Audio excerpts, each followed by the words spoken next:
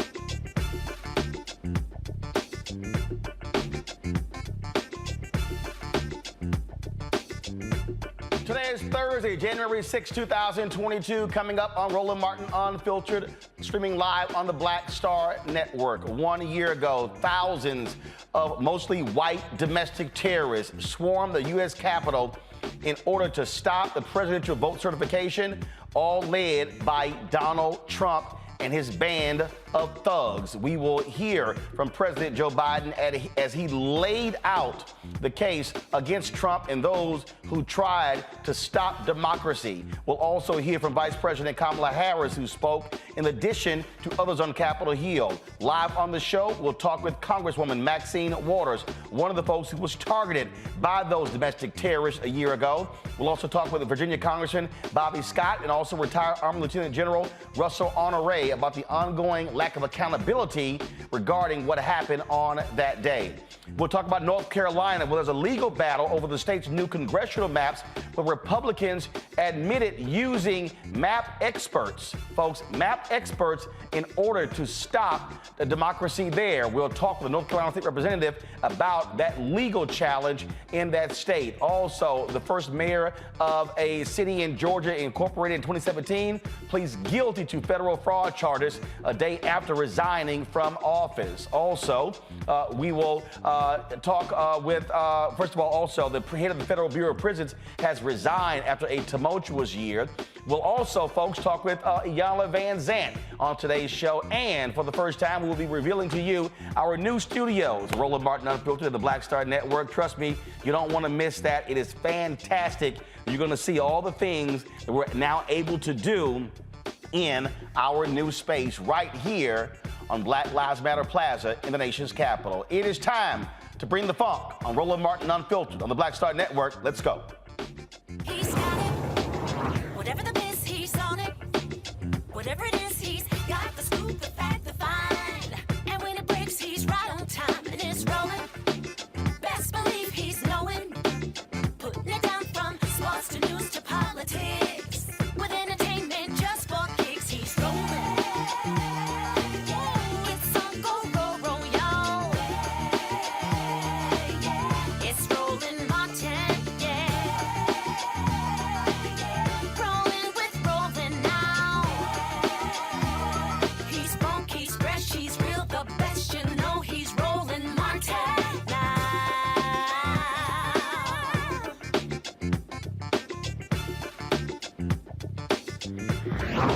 Martin.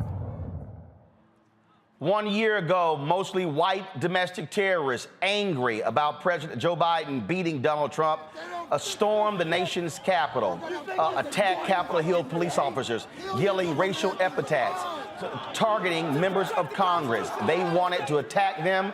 There were folks with twist ties. They were sitting here attacking officers with flagpoles. Some were carrying the Confederate flag. They rifled through the offices of Speaker Nancy Pelosi. Also, we have yet to find out what happened to the button that was in the office of Congresswoman Ayanna Pressley as well. And also, how did they know where the private office was for Whip Congressman Jim Clyburn? Who were the Republicans that helped him on that particular day? Since January 6, 2021, Republicans in Congress have been trying to thwart Democrats from getting to the bottom of what actually took place. They have refused to participate in the select committee. What it shows is that Republicans are still angry that Biden beat Donald Trump, and they have, again, tried to stop democracy from moving forward. What has this resulted in? It's resulted, first of all, Donald Trump was impeached for a second time as a result of his efforts leading this. And Republicans have now put that coup d'etat into place by trying to take over secretaries of state, the folks who lead elections, the voter suppression bill. So don't think for a second that what happened on January 6, 2021 was stopped. No, they want to continue that without the violence. Folks, we're joined right now by two members of Congress who were in the Capitol that day. It was, again, a day that we will always remember. We're joined right now by Congresswoman Maxine Waters of California, Congressman Bobby Scott of Virginia. Glad to have both of you. Congresswoman Waters, I want to start with you.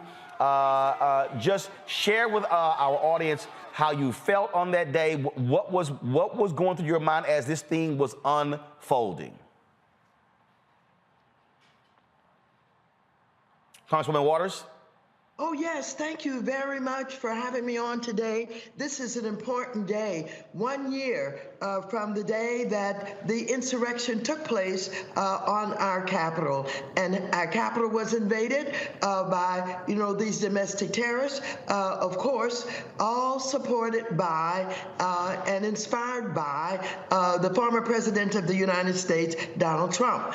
And so I was there that day, bombarded in my office. I had been in the gallery watching the votes come in, the electoral count being done.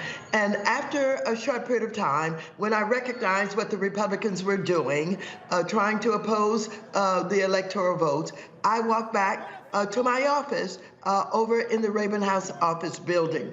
By the time I got back, The television had been turned on, and all of a sudden I'm watching these anarchists basically invade the Capitol. And I was shocked, I was stunned, I was surprised, and I realized if they had caught me walking back from that gallery to my office, they would have killed me because these right-wing domestic terrorists hate me. They raise a lot of money against me.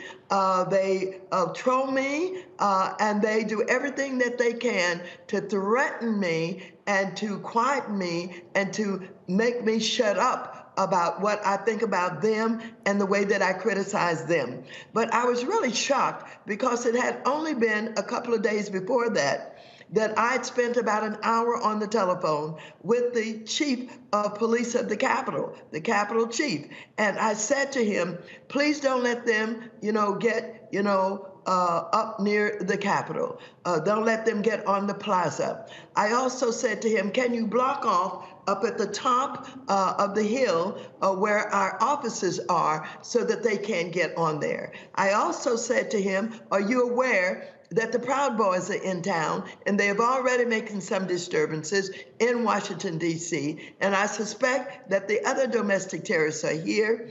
And we've got to make sure that you protect the Capitol and that, John Kennedy and Martin Luther King were killed from a high. And so I want you to make sure that you protect the Capitol and you do not allow them to get on top of the building and basically maybe shoot from the top of the building. And he assured me that they can't get on top of the Capitol. What are you talking about? And yes, I'm going to have the plaza barricaded.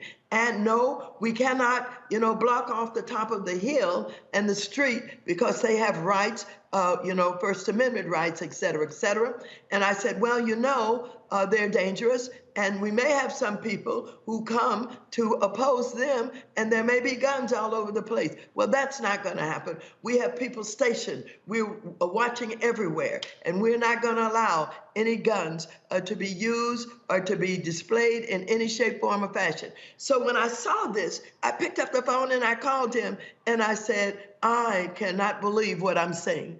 I am so disappointed.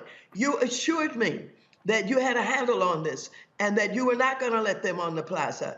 And you told me there was no way they could get on top of the Capitol. And you refused to block off the top of the hill so that members could be protected. What the hell is going on here? How did you let this happen? And all he said to me was, oh, we're doing the best that we can.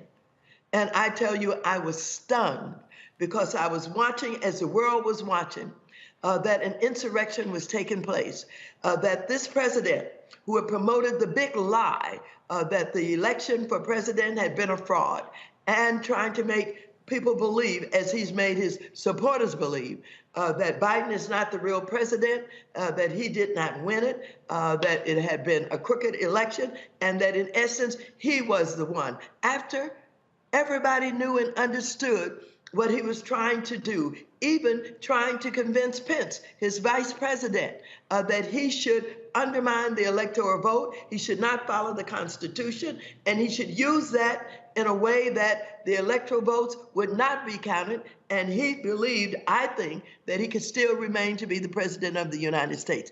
These terrorists were racist. They used racist language.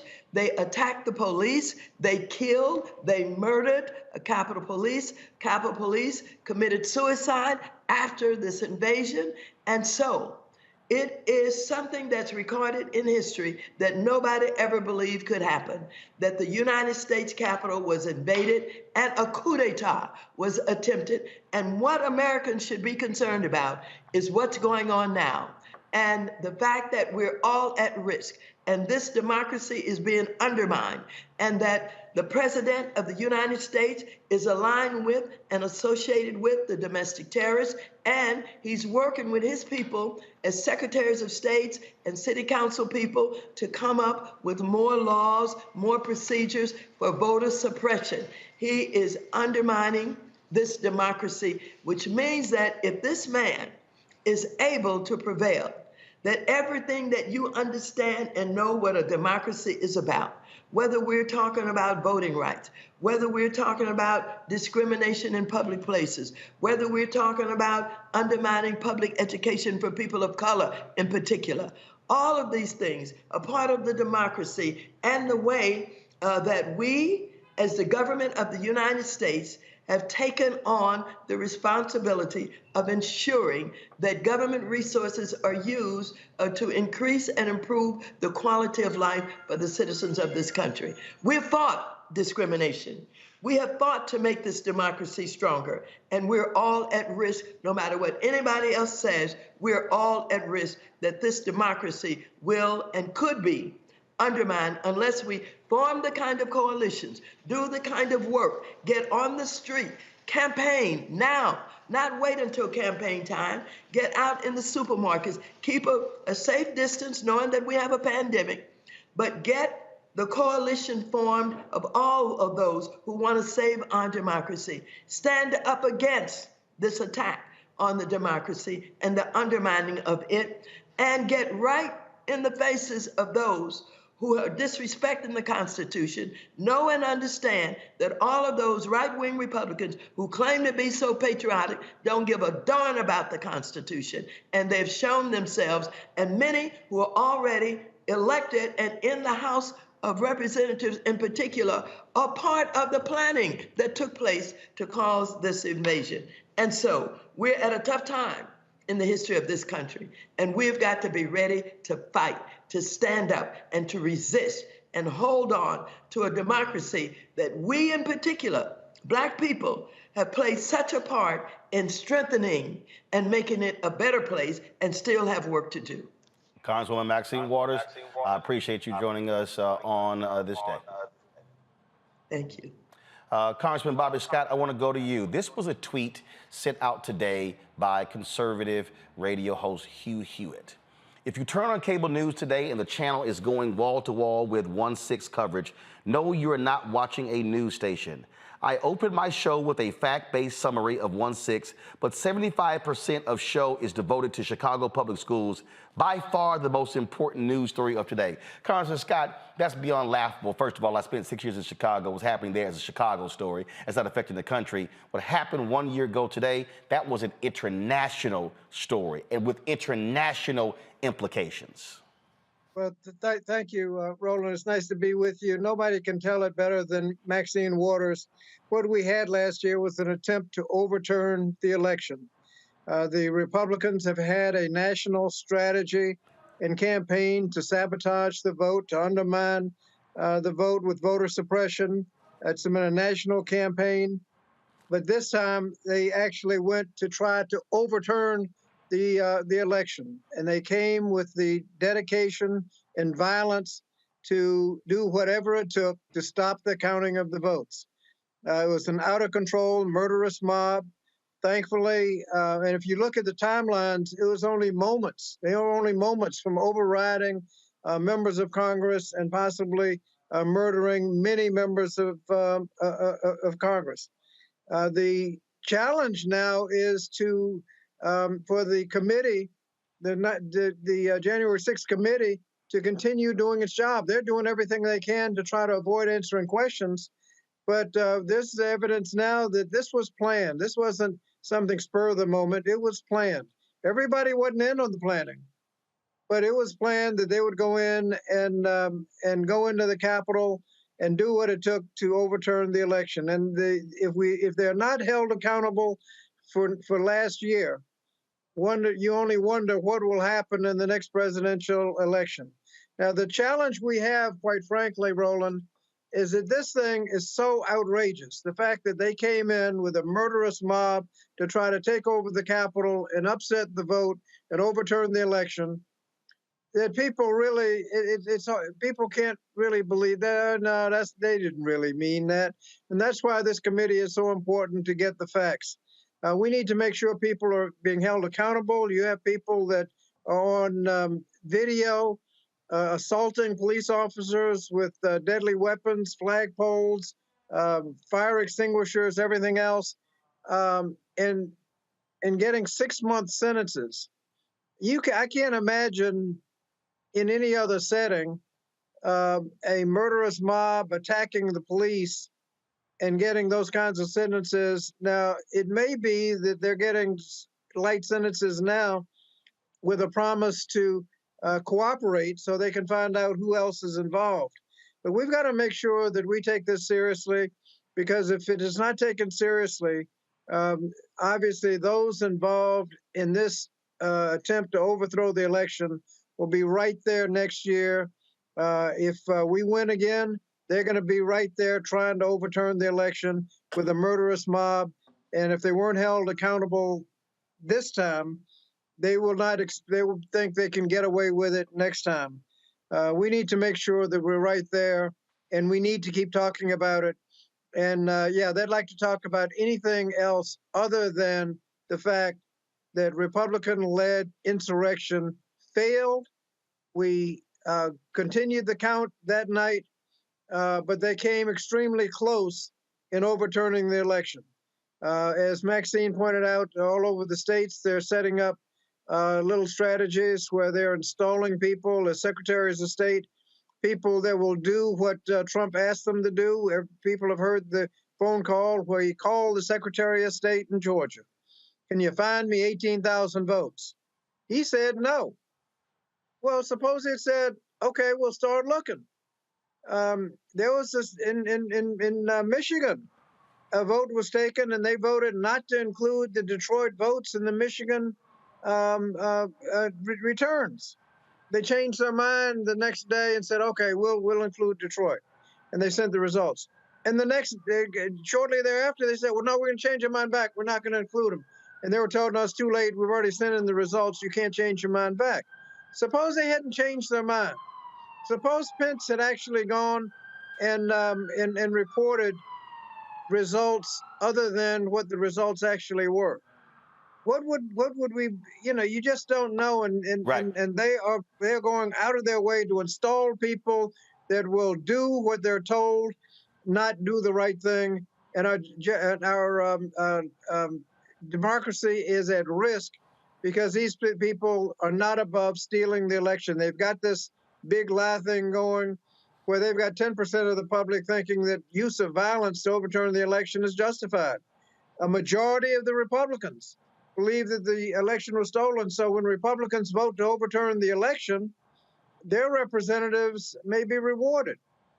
So we need to make sure that the truth gets out. The January 6th Commission does its job, makes the report so we know exactly who was involved, including possibly members of Congress, to let this thing happen and make sure it doesn't happen again. Retired Lieutenant General Russel Honore. A year ago, I was in Atlanta. It was the day after Raphael Warnock and John Ossoff beat back Republicans to win those 2 Senate seats. I was in a restaurant and where the Warnock campaign was having a lunch for staff, and this thing was unfolding on television. I stood there, my arms folded, and I was smiling.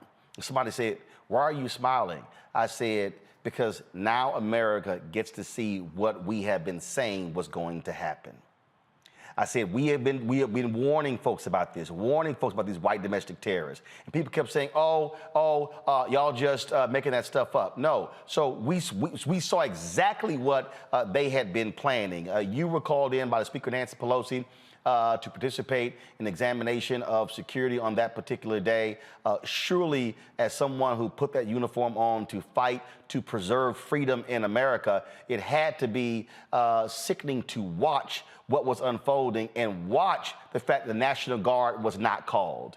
And then the craziness at the Pentagon. And now we hear, well, who didn't call, who was supposed to call, who gave the order. And now we hear from one of the Trump's folks that he was sitting at the dining table in the White House, reveling in what was unfolding.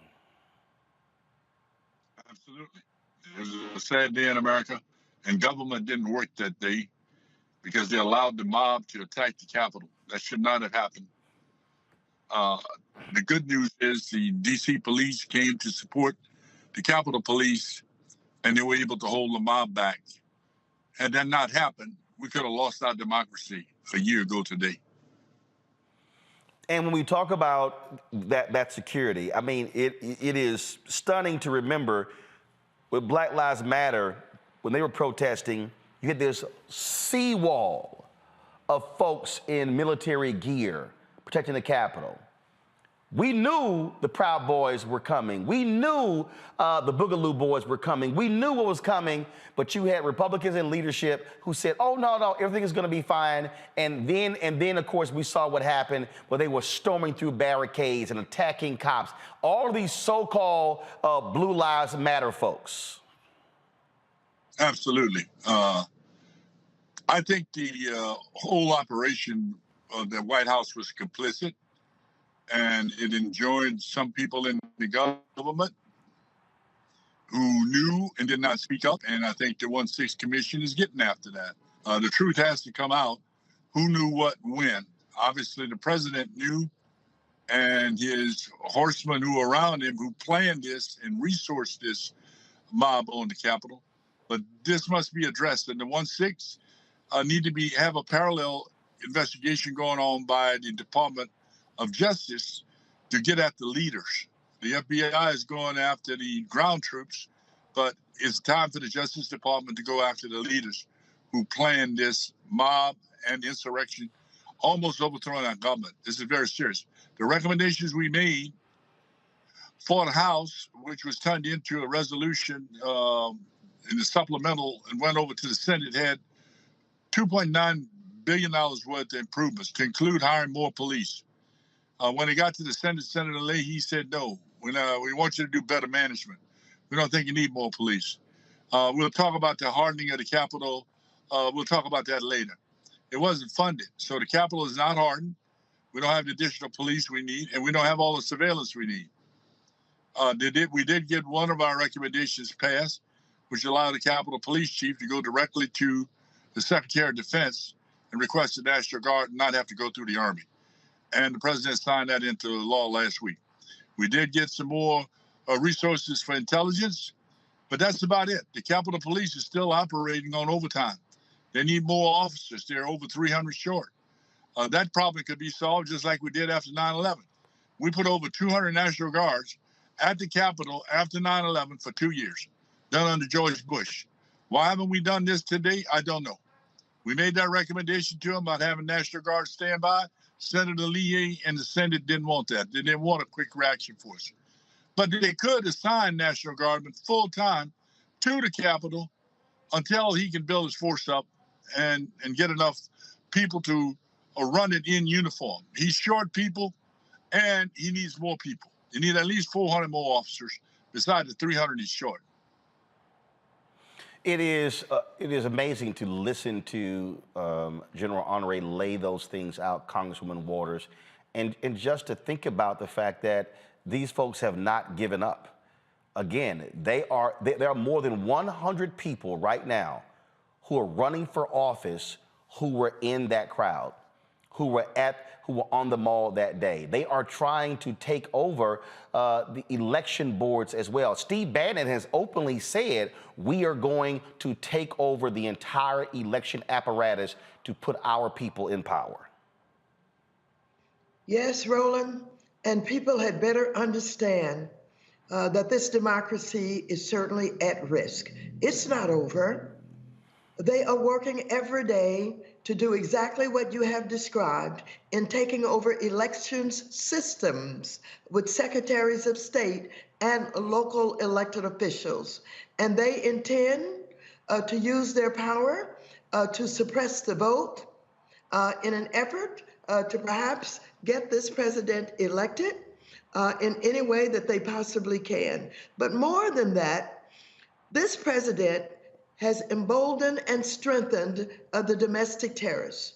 The Proud Boys have not gone away. They're still recruiting. I want you to know that the Oath Keepers are organizing and confronting elected officials in various governments all over this country. The KKK is still around. They were involved 1 year ago on the Capitol. And of course, these domestic terrorists are stronger than they have ever been. For those people who say that they think that the democracy is not at risk. I don't agree with them. For those people who say the democracy is stronger than ever, I want, of course, Americans to feel safe and secure. But the only way to do that is to have a broad coalition of everybody that we can bring into it, who understands the threat to the democracy, whether we're talking about civil rights groups, we're talking about the religious community, we're talking about the healthcare community, we're talking about the education community, we're talking about nonprofits, we're talking about people that's involved in nonprofits who care about housing and all the other issues that have become a part of this democracy, where we're trying to make life better for all of our citizens. Come together and confront what is happening in this country, led still by Donald Trump, and confront the domestic terrorists and make sure that we get the information that we need. I'm worried even about our Attorney General, and I'm going to work to find out more about why there's some resistance to making the president's papers known and public, which will help to identify what role he may have played in all of this. And as I understand it today, our Attorney General is saying that if they reveal the president's papers, that somehow this will put the country at risk. And I want to know what could be putting the country more at risk than this people, these domestic terrorists who attempted a coup d'etat on our government. And so I am going to be raising questions, and I'm going to be finding out why it is we cannot get the president's papers and make public what we find out about him and his involvement in this coup d'etat that was attempted. So we need a war room, and our war room must be a war room about protecting the democracy and about making sure that we do not ever have again the kind of insurrection that took place, and that we are more prepared, we have more people who understand, and that we are going to not allow the democracy to be undermined. We've worked too hard. Many sacrifices have been made in order to strengthen the democracy, and we still have work to do. And so we cannot afford to have it taken over and destroyed with the leadership of a former egotistical, maybe crazy man who served as the president of the United States of America, who wants to control and run and dictate, and who admires Putin in Russia and Kim Jong-un in North Korea. He wants to have that kind of power. I'm convinced of that. And before I close off with this statement, I think I tried to warn America when I started early on to talk about his impeachment, after he defined himself in his own primary, where he talked about attacking women, where he lied, where he attacked the wives of his colleagues who were running in that primary, where we found out that he and his father had discriminated against minorities and blacks in particular, who tried to rent and lease some of their properties, where we understood that he had a fake school where he had taken money from young people who were hopeful that they were going to learn how to be developers. When we learned that he had cheated contractors and subcontractors, and on and on and on, had abused the nonprofit foundation that he had created, where he was using it like it was his own purse. We knew all of these things. And why did we think somehow he was going to change? The man defined himself. We missed it. And when we finally went after him, we went after him in ways that did not really attack what he was developing, working with Russia, and what they had done in the past in the way that they had handled his campaign. We talked about, what had happened with the Ukraine. A lot of people didn't even understand that. We talked about it in a way that people didn't get it, that he was dangerous. But now they know. And I don't care what those Republicans on the other side are not willing to admit. The world saw what happened. Some of them have to be exposed, because some of them were involved in the planning. Some of them are supporters of QAnon and, the Oath Keepers and all of these domestic terrorists. And now they're in the House of Representatives, and they're there and they're destructive in the way that they're using the honor that they've been given to serve.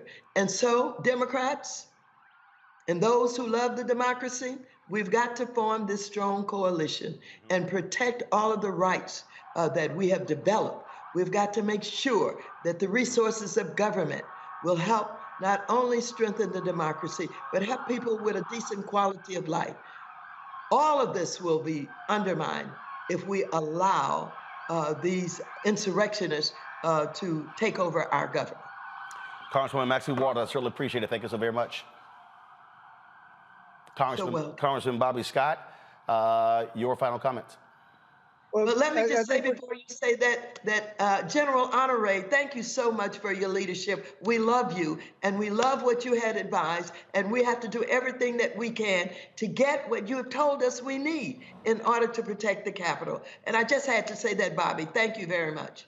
No problem, because we did pass all of his recommendations in the House because they're so important. Roland, I think that the thing that we need to focus on is how we can avoid this thing happening again. One of the challenges we have is that people are not above just lying. They call it a big lie. Right. And it doesn't slow people up. They keep telling it. They keep telling it. And to the extent that we're not basing our decisions on facts, we're going to have problems. When you can dismiss the facts as fake news and people start going along with it, we have problems. We have to be very careful who we elect in these next elections, because if we put the wrong people in office, they will do the bidding of Donald Trump and destroy our democracy. You heard him on tape telling the Secretary of State in Georgia to find him 18,000 votes. We have similar conversations apparently made all over the country.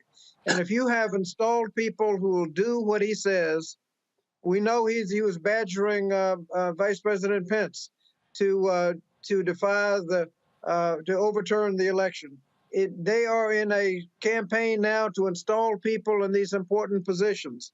And when he promotes a lie, it makes it possible because 2/3 of the Republicans, according to polls, believe the lie. So when their legislators actually vote to overturn the election, they will not be punished politically because the majority of their party supports that position. We need to make sure that we don't put people in a position that they will be able to overturn the election. And remember that 2/3 of the Republicans in Congress voted to overturn the election after the insurrection was quelled, and we went back to work. After that, 2/3 of the Republicans in the House voted to overturn the election.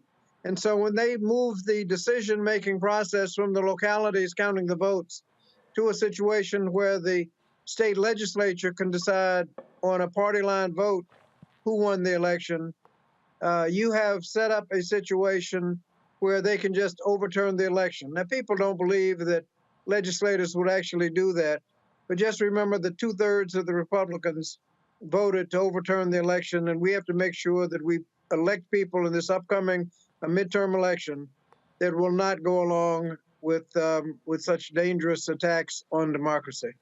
Congressman Bobby Scott, we appreciate it. Thanks a lot. General Honore, your final comments here.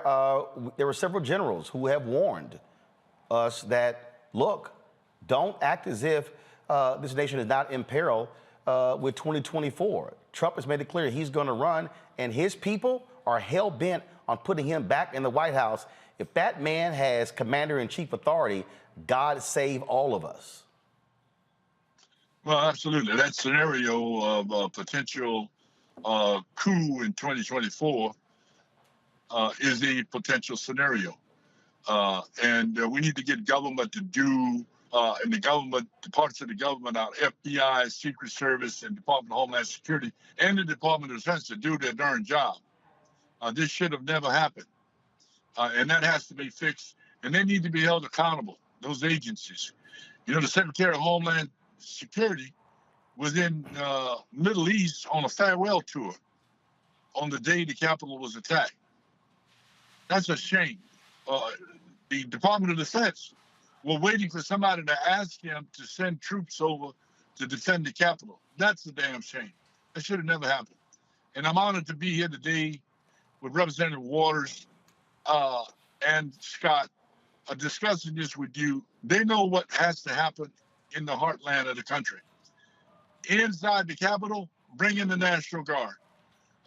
Increase the retirement pay for the Capitol Police. They make $6,000 less than the Park Police. That will do a lot to improve their morale. In the meantime, bring 300 or 400 National Guardsmen in. We did it after 9/11.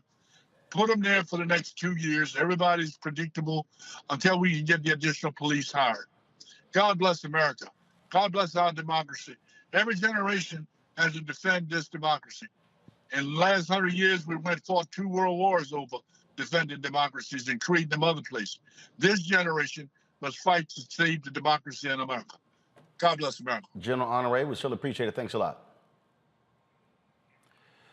President Joe Biden spoke frankly and directly for 20 minutes today in Congress. This is a portion of what he had to say. My fellow Americans, in life there's truth, and tragically there are lies. Lies conceived and spread for profit and power. We must be absolutely clear about what is true and what is a lie. And here's the truth. The former President of the United States of America has created and spread a web of lies about the 2020 election. He's done so because he values power over principle, because he sees his own interest as more important than his country's interest, than America's interest, and because his bruised ego matters more to him than our democracy or our Constitution. He can't accept he lost, even though that's what 93 United States senators, his own attorney general, his own vice president, governors and state officials in every battleground state have all said he lost. That's what 81 million of you did as you voted for a new way forward. He has done what no president in American history, the history of this country, has ever done. He refused to accept the results of an election and the will of the American people. Well, some courageous men and women in the Republican Party are standing against it, trying to uphold the principle of that party. Too many others are transforming that party into something else. They seem no longer to want to be the party of Lincoln, Eisenhower, Reagan, the Bushes. But whatever my other disagreements are with Republicans who support the rule of law and not the rule of a single man, I will always seek to work together with them to find shared solutions where possible. Because if we have a shared belief in democracy, then anything is possible, anything. And so at this moment, we must decide, what kind of nation are we going to be? Are we going to be a nation that accepts political violence as a norm? Are we going to be a nation where we allow partisan election officials to overturn the legally expressed will of the people? Vice President Kamala Harris also spoke today to Congress and the country. Certain dates echo throughout history, including dates that instantly remind all who have lived through them where they were and what they were doing when our democracy came under assault. Dates that occupy not only a place on our calendars, but a place in our collective memory. December 7th, 1941, September 11th, 2001, and January 6th, 2021. On that day, I was not only Vice President-elect, I was also a United States Senator. And I was here at the Capitol that morning at a classified hearing with fellow members of the Senate Intelligence Committee. Hours later, the gates of the Capitol were breached. I had left, but my thoughts immediately turned not only to my colleagues, but to my staff, who had been forced to seek refuge in our office, converting filing cabinets into barricades. What the extremists who roamed these halls targeted was not only the lives of elected leaders. What they sought to degrade and destroy was not only a building, hallowed as it is. What they were assaulting were the institutions, the values, the ideals that generations of Americans have marched, picketed, and shed blood to establish and defend. On January 6th, we all saw what our nation would look like if the forces who seek to dismantle our democracy are successful. The lawlessness, the violence, the chaos.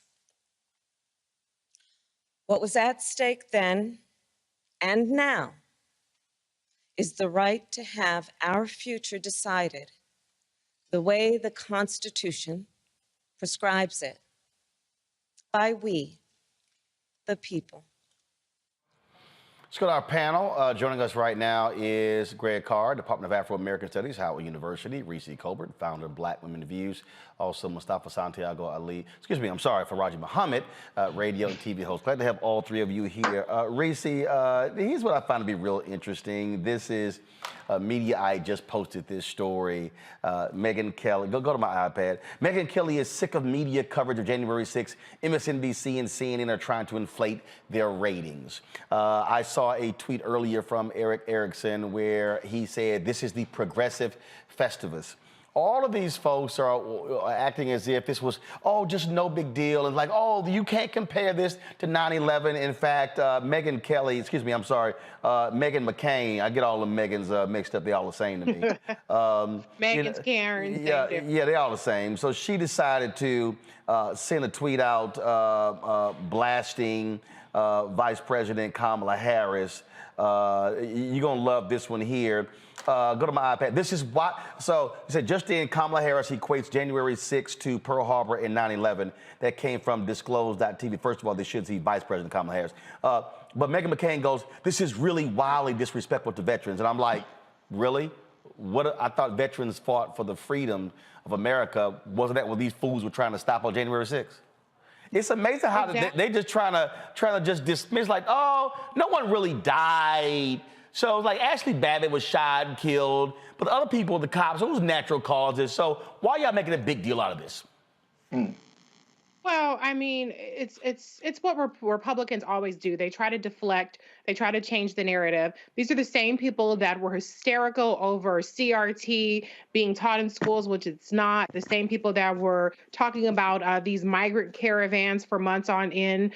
These people are always up in arms about something or another every damn day. So they're completely full of shit to try to lecture the rest of the same country for rightfully taking a moment to commemorate something that was really an attack, an unprecedented attack in terms of what we've seen in that specific building, the Capitol, on our democracy.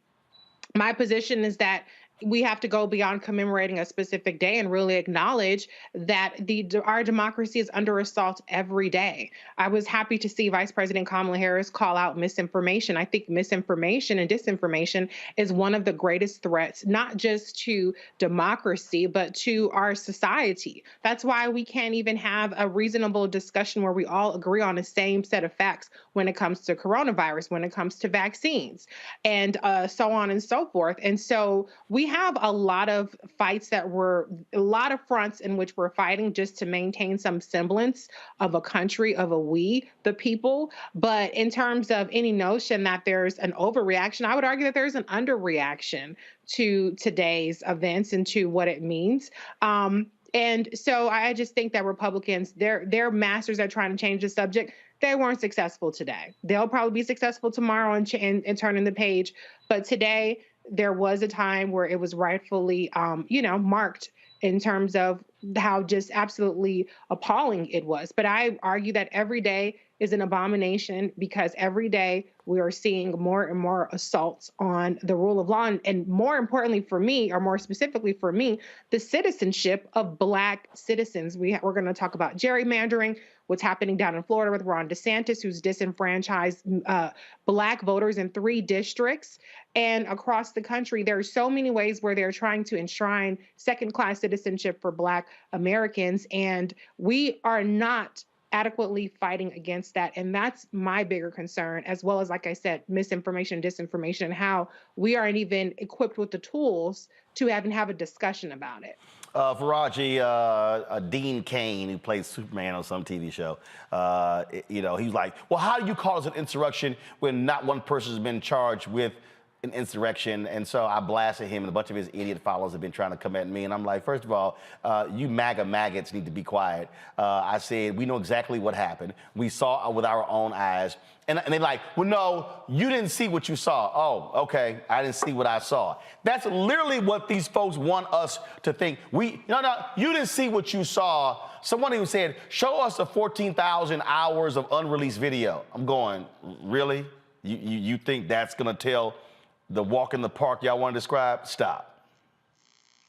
No, and see, that's the whole problem with this whole situation. I mean, the president even saying that we need to basically tell the truth about what happened on this day 1 year ago. And we have to tell the truth. I mean, we saw people scaling the walls of the Capitol. It was just very simple.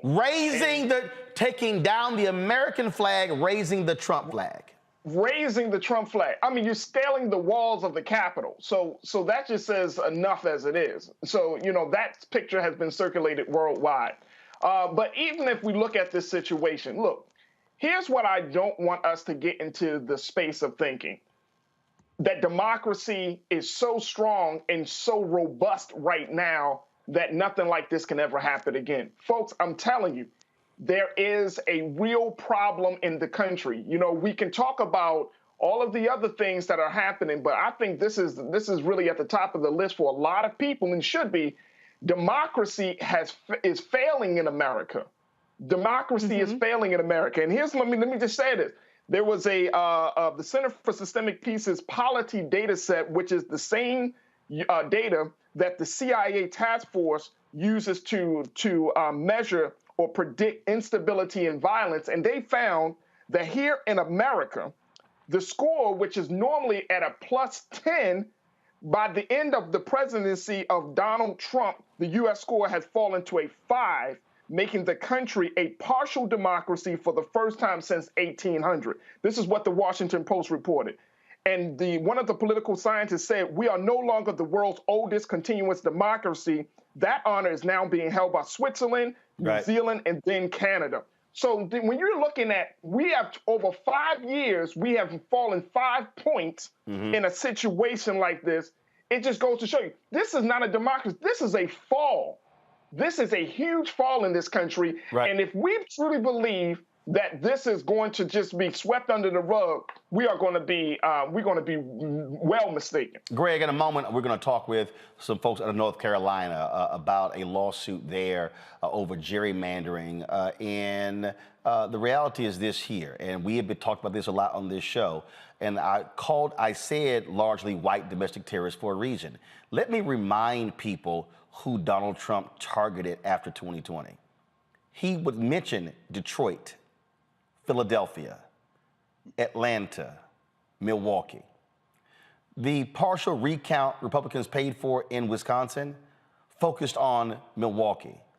They were talking about Black people. Greg? Absolutely.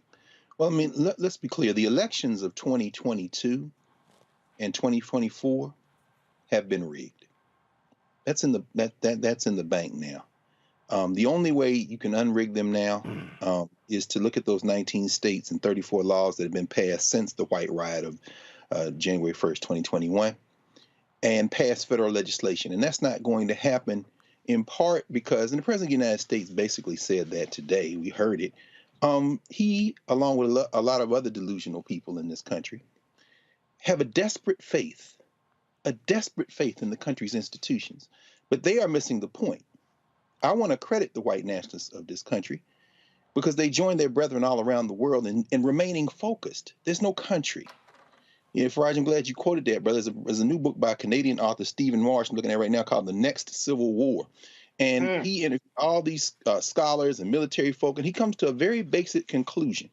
Only the inciting events are impending in this. The crisis has been here for some time. And there's only one question, it seems to me. The first question we should ask ourselves is, what are the ways that people exert pressure on the political and sovereign decision-making process?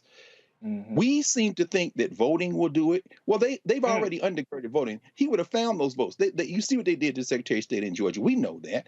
The Vice President of the United States was in the Democratic National Committee headquarters, and a pipe bomb was outside. They had to evacuate her on January the 6th, Vice President Harris. And today, in the world of white nationalism, Piers Morgan and Candace Owens got into a little slap fight because Candace Owens accused the FBI of facilitating planting the pipe bomb there. So this isn't even about white skin and black skin. This is about white nationalism understanding that they don't have a United States. They didn't replace the American flag with the Trump flag. They're the same flag.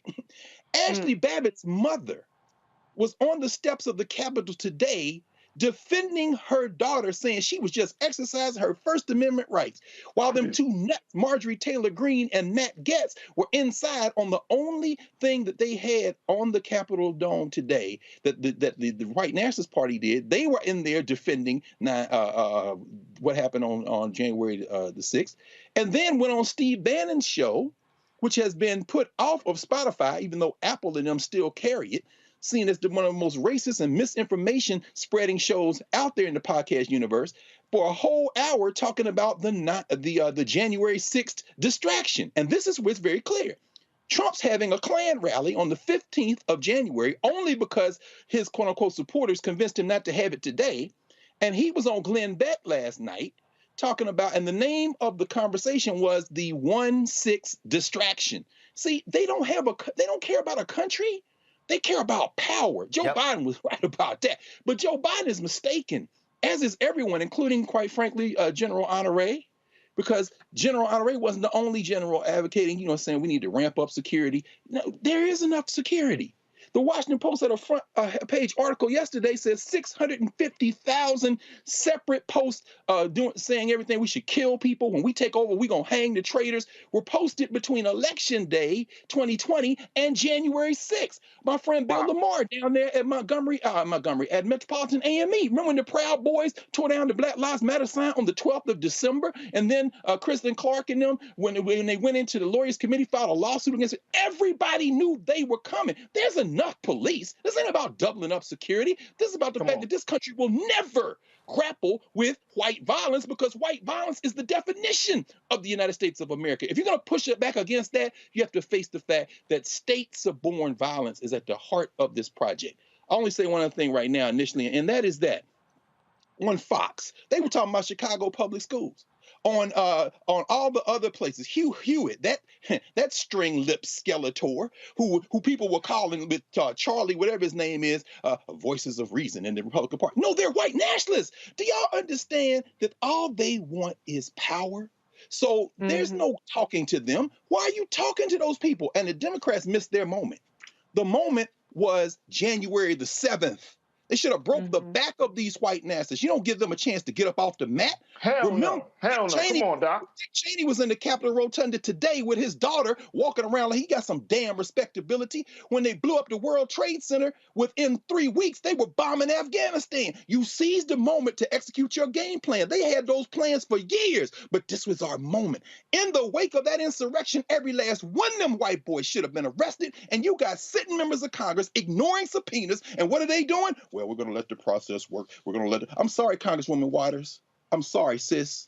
The reason they're not giving you those national security documents because it is national security. Don't you know that General Miley called the general of the People's Liberation Army in China in October, late October, and then again on the 8th of January to assure him that the United States wasn't going to attack China? Because if you read Bob Woodward's book, Fear, him and Costas, they say that Trump was going to trigger a damn war with China to stay in office. We need to stop playing like we're not paying attention.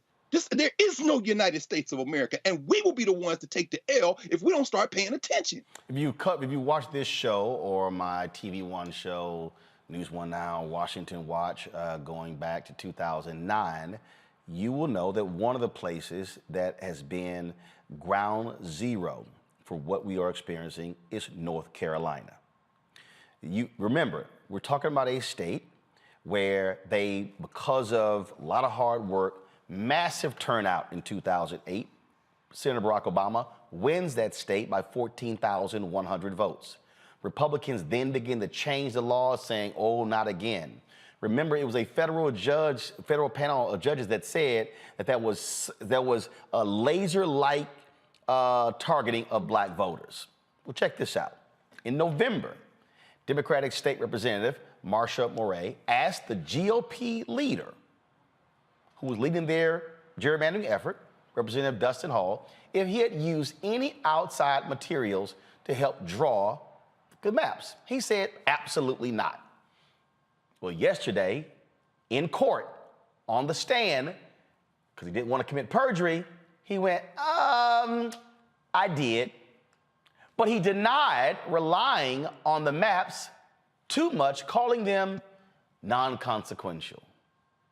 North Carolina State Representative Amber Baker joins me now from Winston-Salem. Glad to have you on the show. So here's what I find to be real interesting. They say, sorry, was no big deal. Really? So why were you hiding it? Yeah, so thank you for having me on the show, Roland. And I've been a longtime supporter. And as a first-term legislator who is very astute to what has been happening in North Carolina over the years, which is one of the reasons that I chose to run for election, the whole process, we asked for transparency throughout the entire the process. The Democrats were not a part of the actual drawing of the maps, even though we repeatedly asked to be included. And then once the maps were presented, we did. We challenged, we pushed back, and the response that we repeatedly received was, this is the most transparent process ever used to draw the maps, and these maps are really good maps. And so our reply to that was, simply because you say the maps are good maps, even though we see that these maps will disproportionately favor the Republican Party, we were left with no other choice but to use the legal process in order to get maps that allow our constituents to vote for the candidates that they want. And so that is what we're dealing with down here.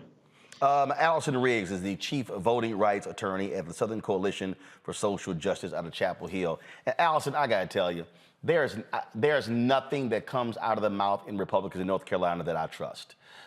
They have been doing everything they can to undermine democracy in that state, targeting of black voters, shutting down early voting, limiting it to just one location. And not only that, when I think about, they were so incensed when Democrats took control of the Supreme Court, they literally tried to strip the power of the Supreme Court and give it to the lower court where they had a majority of the court. I mean, they are hell-bent on destroying democracy, and that's really what this lawsuit is about.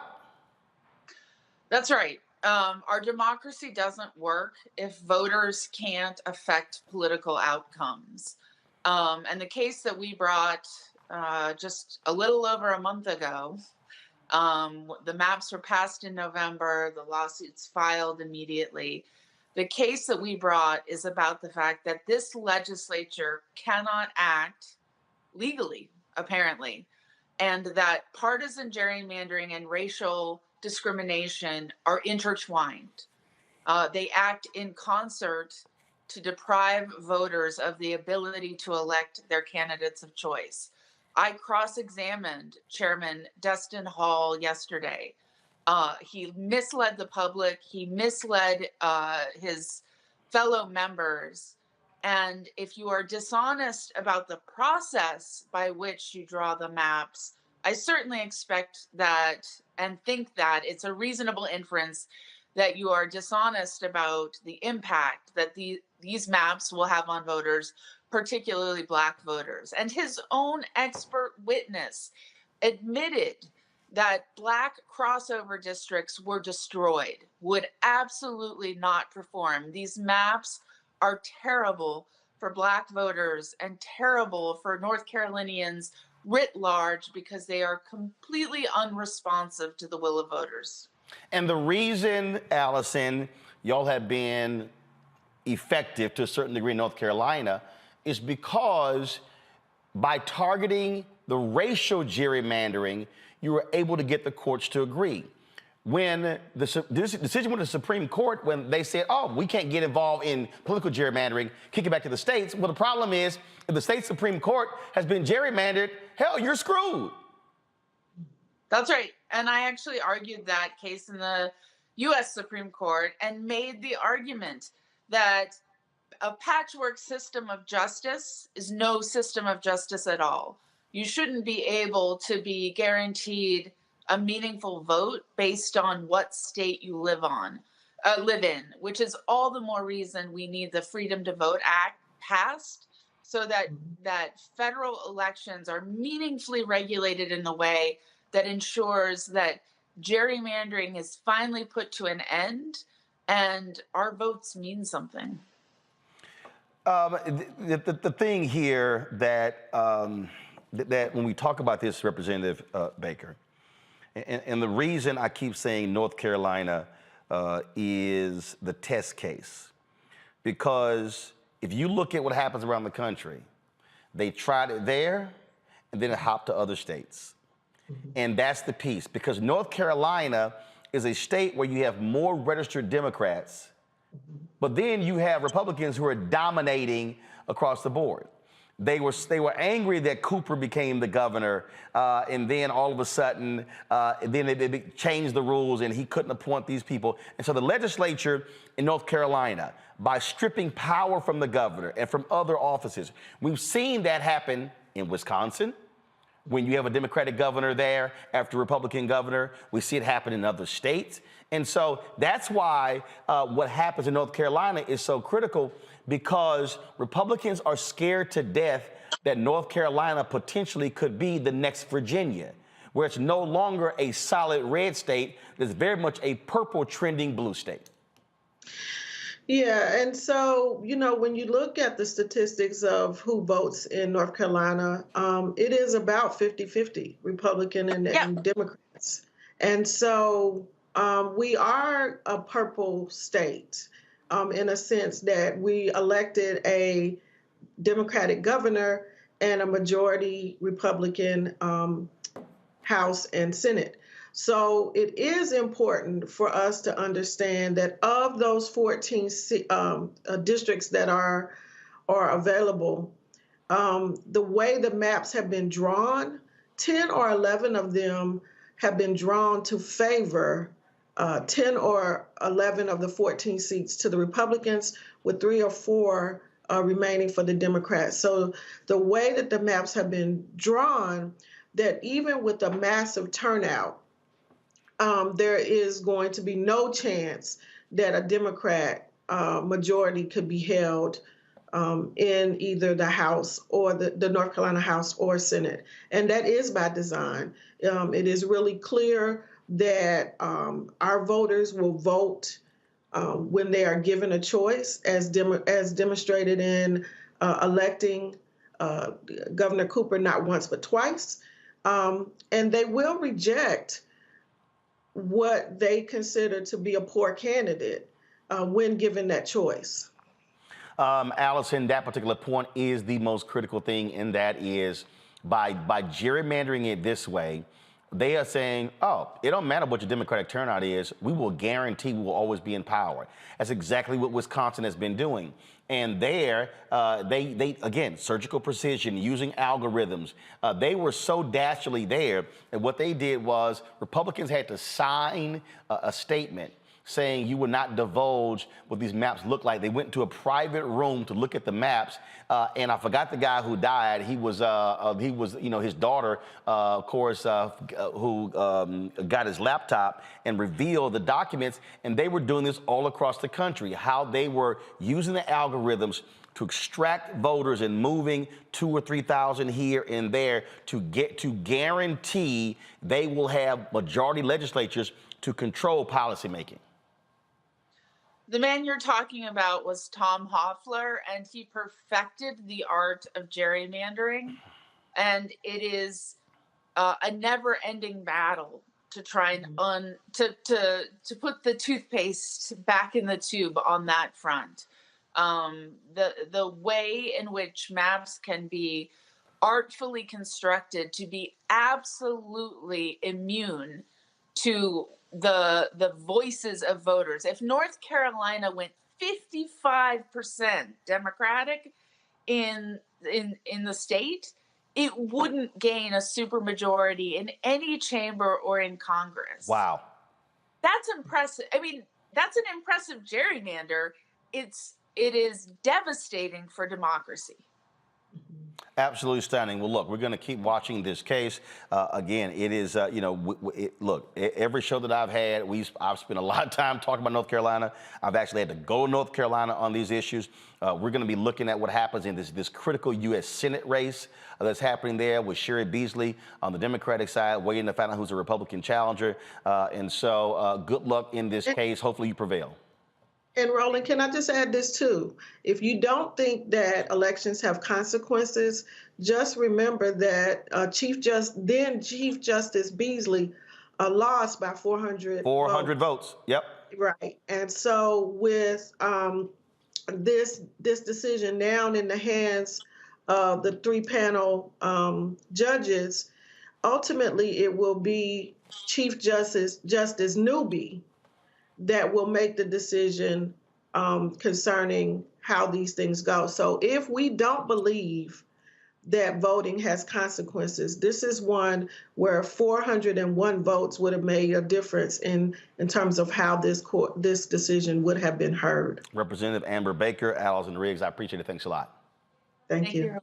See, this is the point here, Faraji, that I keep making on the show, where I keep trying to tell these people, and they keep saying, oh, you keep bringing up voting, man, this stuff don't matter. These folks are not playing. No. They know, they know if they control the legislature and they control the state Supreme Court and they control, or fine, elect a Democratic governor, then we control the laws, and then when you sue, it goes to the courts, we control that, and they're going to declare it constitutional. And so for all these people who, Roland, you know, you sitting here trying to tell us support Democrats, all right, fine. Who your ass want to support? Because here's the deal. We know what they going to do, and they don't give a damn about nothing we care about. Now what you want to do next?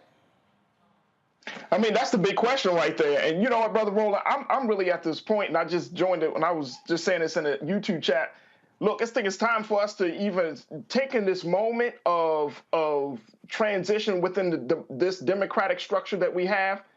We can reimagine it, we can strive to reform it, but we also need to create some radical political discourse. As Saul Alinsky said, we need to create some radical political discourse that's going to lead us to some real power. Why not create another, political party that is in the better interest of the American people, especially black people in this country? You could create you could create another party, but again, yeah. I'm using the last major party that was created was the Reform Party.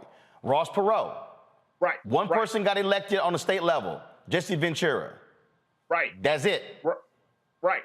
But look at what that was because Ross Perot was a major billionaire. Right. But look at what the Tea Party did. No, the Tea Party is not a party.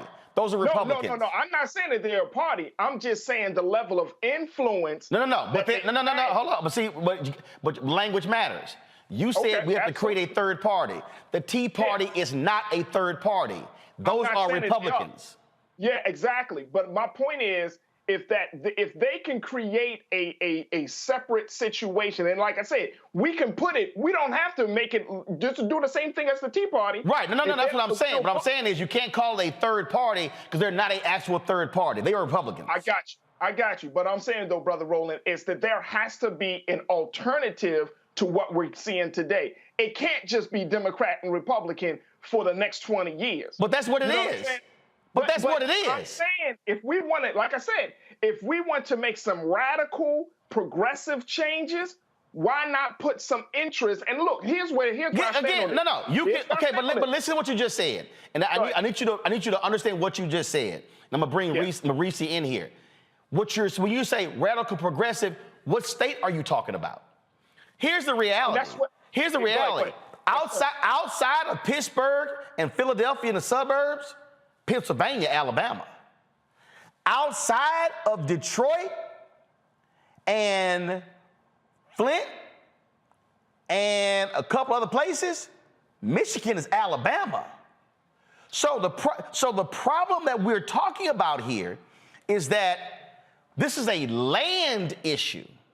You're having white rural interests that are having outside undue influence on the political process because your progressive voices are largely in major cities. The problem is, if you're in North Carolina, outside of Mecklenburg County, outside of Raleigh-Durham, rural, and those are white folks. Texas, rural. You could talk about Harris County, Dallas County, Bexar County, Travis County, boom, rural. Georgia, rural. So we look at these large population centers as huge numbers of votes. When you add up 3,000, 5,000, 8,000, 10,000, 20,000, 15,000, 10,000, they overwhelm the city numbers. So it's also now a land issue. And so, I'm agreeing with you on creating that, but the problem is that's not going to solve your problem when, and I'm going to bring you in, when they have the ability to control the politics because of the rural dynamics. Absolutely. I mean, the bottom line is that Republican voters don't have to be begged to participate. They don't have to be begged to be patient. They have been waiting for Roe v. Wade to be overturned for decades, and they still vote on Roe v. Wade every single election. On our side, we have a magic wand syndrome. I think I said it last week. We have a short attention span. We have a why isn't everything fixed yesterday?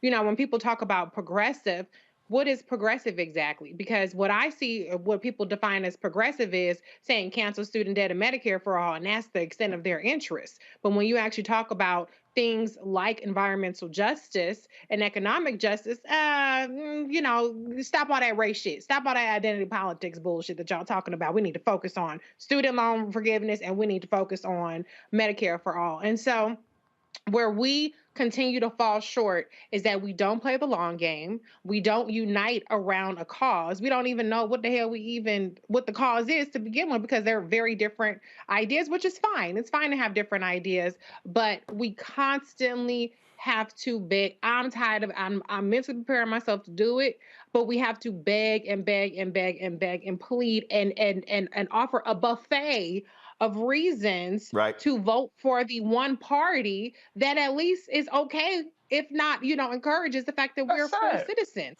So that's where we're falling short. So Greg, I'll pull Greg in here, and I'm gonna give you a perfect example. It's a perfect example. Texas. There are 31 state senators in Texas. That's it. 31. 2 are black. Boris Miles in Houston, Royce West in Dallas. That's it. 31. So if you look at the map in Texas and say How can Democrats take over the state Senate?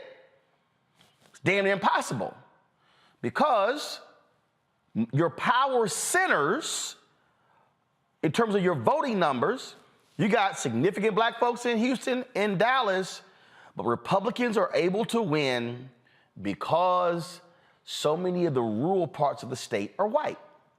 And so I'm agreeing with Faraji in terms of creating that different dynamic, but that only works in the large population centers. It ain't gonna happen the rural places. What you gotta do is you gotta figure out from a Democrat side, how in the hell are you gonna flip some rural districts in order to take power? That's true. You know, there's a French scholar that just wrote a book a couple of years ago. It's just been translated into English. It's called The Ungovernable Society, Gregor Chamaillou. And he uses the term authoritarian liberalism. What he's referring to is a state or in a government where, in order to maintain economic stability to the advantage of corporate elites and those who are making a whole lot of money. By the way, one of the reasons why Steve Bannon can still be on Apple is because Apple's interested in making money. They just announced they're the first $3 trillion valued company in the world. So that's their values. So when you have an authoritarian liberalist state, the function of the government is to make sure the people who are making the money, who are attracting and maintaining and increasing the wealth, are able to do that. What you're describing, Roland, is political participation in a state like that. I would think that probably the most important time for black people in this country politically since the end of enslavement was the period of the 1960s and 70s, because that's when we were clearest about the fact that there is no national identity.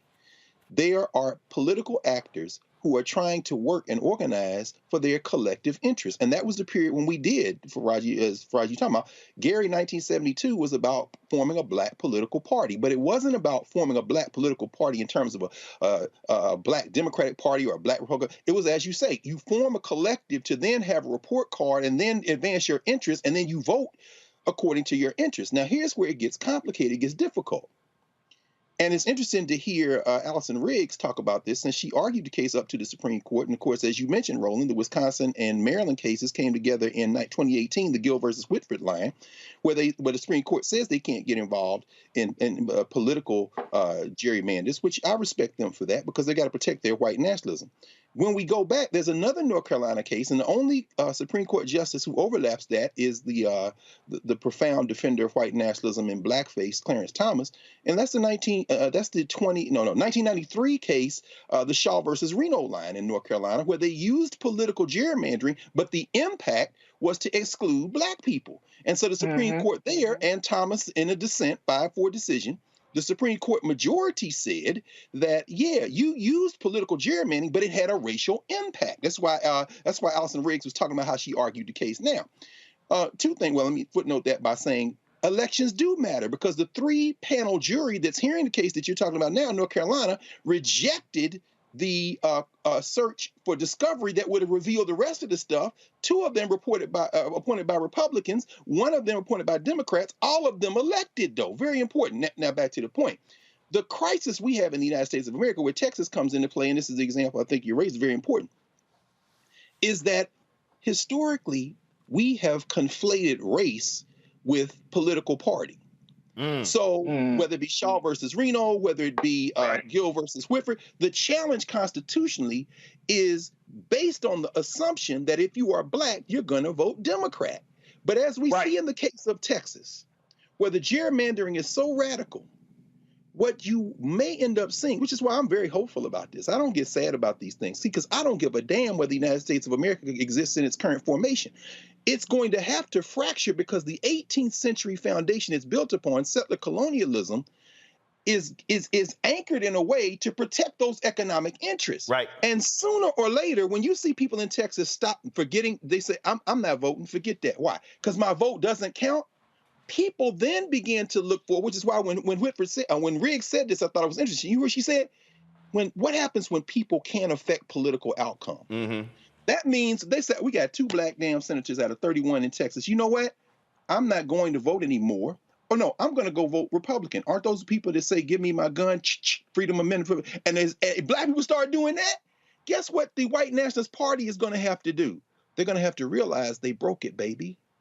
Because see, California, the governor of California said he's going to enact laws, he's going to put referendum out, and he's going to use the same legal arguments they used in the anti-abortion case in Texas to argue for getting the guns in California. Now, when that case hits the Supreme Court, when you hear oral arguments, you're going to see this white nationalist justices on the Supreme Court, Justice Beard, Justice McConnell Gorsuch, and the handmaid. You're going to see the smoke come out of their ears, and you're going to see their heads explode. Why? Because see, what the Democrats are going to begin to understand is, since you don't give a damn about the country, I'm not going to give a damn about the country. I'm going to use the same legal arguments you make, and California is going to say we don't have reciprocity with Texas, and New York State is going to say we don't have reciprocity with Mississippi. But there's too many black people in Mississippi, which means in Mississippi, then you see black people say, well, since you don't like the Democrats, we're all going to vote Republican, and we're going to have black Republicans that are Second Amendment. And if you bring your white ass into Jackson, we're going to light you up like a Christmas tree. Hey, First Amendment. Hey, Second Amendment.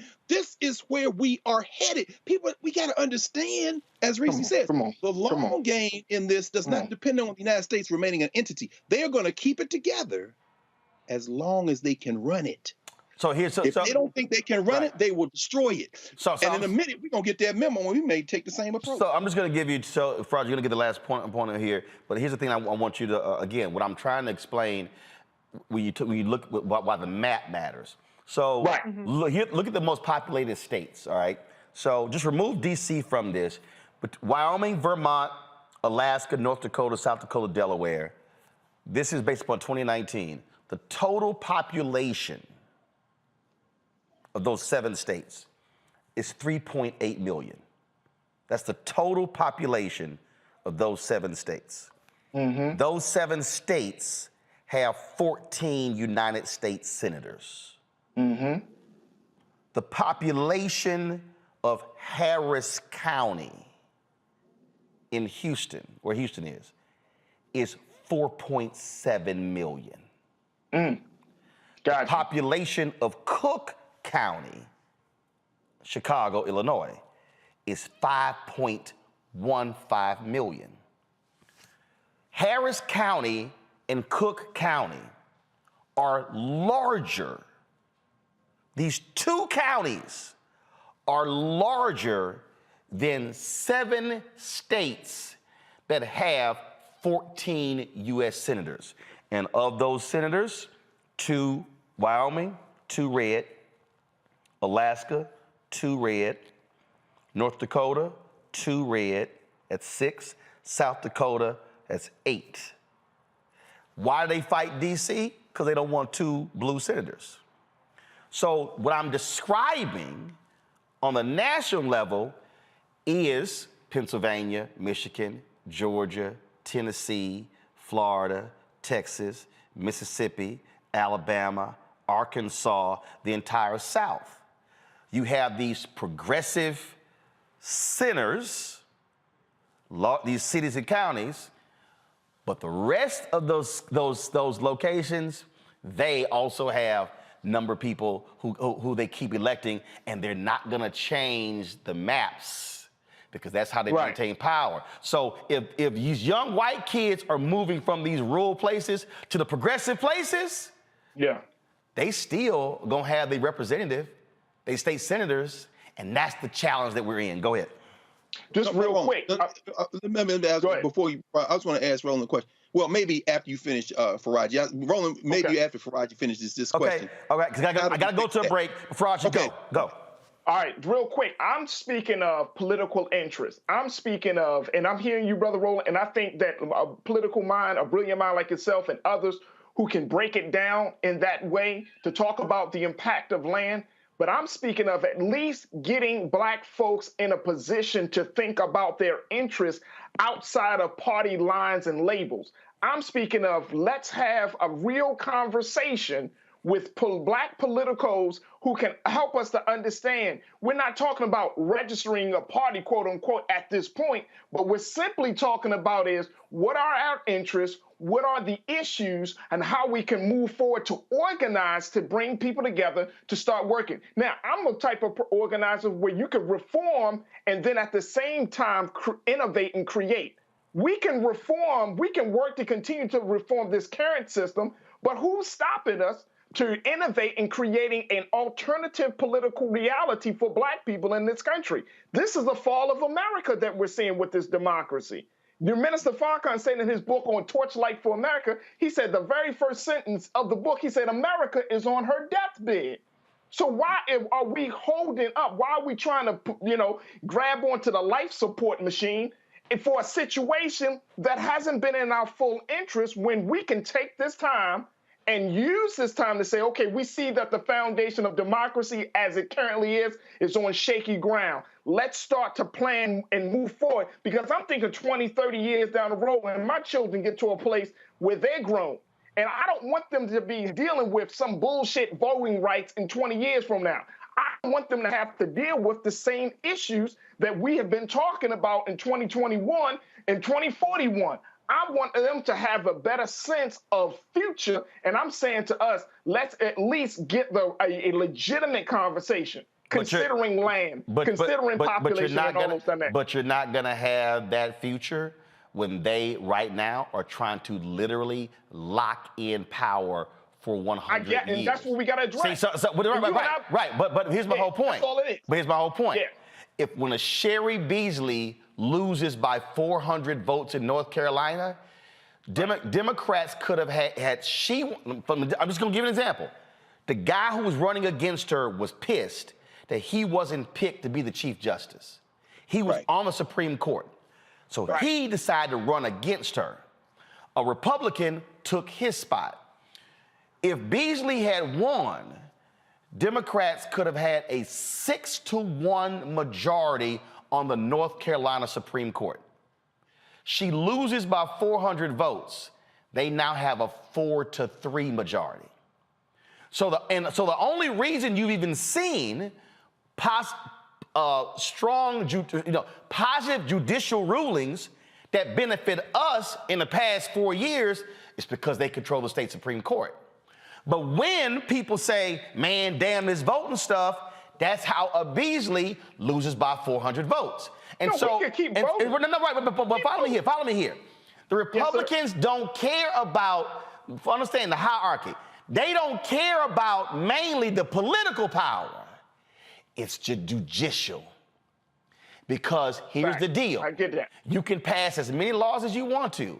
If you sue and it goes to the courts and they got the courts, it don't matter what you pass. And that's what I'm saying. We have to understand. So when people say, and again, when I got Negroes, man, you sitting there and talk about vote for Biden over Trump. You didn't see how many judges he appointed? You didn't see how they control? You didn't see that Biden has appointed more judges in his first year than any president since Ronald Reagan, the most in history? I'm like, y'all, I'm trying to get our people to understand that I ain't gonna get 100% from Biden. I'm not. But I gotta be smart enough to say, is Biden Trump? I gotta actually make a decision, and sitting at home ain't one of them. But see, here's the other factor that very quickly, the dissatisfaction among the black people in this country is rising each day. First of all, going to be like, what the hell with it all? First of all, we did the poll the other day. Dissatisfaction among all groups is rising, but let me say it again. And Greg, you could close up the final point, and I got to go to a break. I know you. You can be dissatisfied all you want to. The other side focused. Right. That's the lesson. I mean, and maybe I know you got to pay bills, so we come back on the other side. And by the way, parenthetically, that's why we support the Black Star Network, because these conversations aren't taking place anywhere. They've already moved to commemoration phase on all the other networks, which is absurd. This is a hot war, and y'all running around here trying to have solemn commemorations. And you better have a damn wake for yourself. But only the inciting incidents are impending. The crisis is here. So what you talk about in North Carolina is interesting. The farther back we go in time, the more inevitable things look. The closer we are to those things, the more they look avoidable. So yeah, 400 votes. And by the way, anytime I hear an election that close, I throw it out in my mind, because if that's close, that means they stole it, because we're not factoring in the ballots they spoiled. We're not factoring in the absentee ballots they didn't count. But you're absolutely right. It was close enough to steal, and we lost. But that having been said, when you think about it in that context, the closer things are, the more they look like they were avoidable. The farther away they get, the more they look inevitable. When we look at the United States of America over the arc of 2.5 centuries, we see that this is entirely predictable. And so the question I would ask, and maybe, if it's not for tonight, it's for another night in Roland, because you see this politically and you've been in the middle of so much of it. Mm-hmm. How can you even salvage a system that would be this radically inequitable? And so, North and South Dakota cannot be reformed. Anybody gonna move out there? As long as they got 4 senators, right. As long as you can't fix, that's a system that can't be fixed. Right. But my question, the short term, and I'm gonna say this in 60 seconds before I go to break. The short term is you gotta take back North Carolina. You gotta take at least one. Beasley gotta win. You can't give North Carolina 2 red seats. That's right. You gotta take back Pennsylvania. You got 1 out of 2. You got Pennsylvania, you got to have 2 blue. You got to take back Wisconsin. Okay, Feingold was a Democratic senator, Wisconsin. Right. You got Ron Johnson. So Wisconsin has to have 2 blue if South Dakota got 2. You got to take back North Carolina. Why was Georgia so big? Because taking 2 in Georgia changed the whole ball game. That's right. And so that's why when I'm talking to people and I'm trying to walk them through what I'm saying, if you take North Carolina, you take Pennsylvania, you take Wisconsin, you're able to steal Florida and Ohio, that's fine. All of a sudden, it's now 55-45 in the Senate. And you've now just negated giving up those small states those seats. Now all of a sudden, and so again, it's my thing I want black people to stop being is I want us to stop being emotional, angry, and upset and realize they're plotting. Yes. They're plotting and planning. And they're plotting, planning, organizing, and mobilizing. And we got to do the same. Right. So what I'm saying is I ain't got time to be mad and emotional when they are plotting, planning, organizing, and mobilizing. I got to go to a break. When we come back, folks, we're going to unveil our new office, give you a sense of what we're building here and why we're building it, to lay out exactly what I just told y'all. Creating a platform and a network that will allow us to control our story and our narrative. We'll show you next on Roland Martin Unfiltered on the Black Star Network.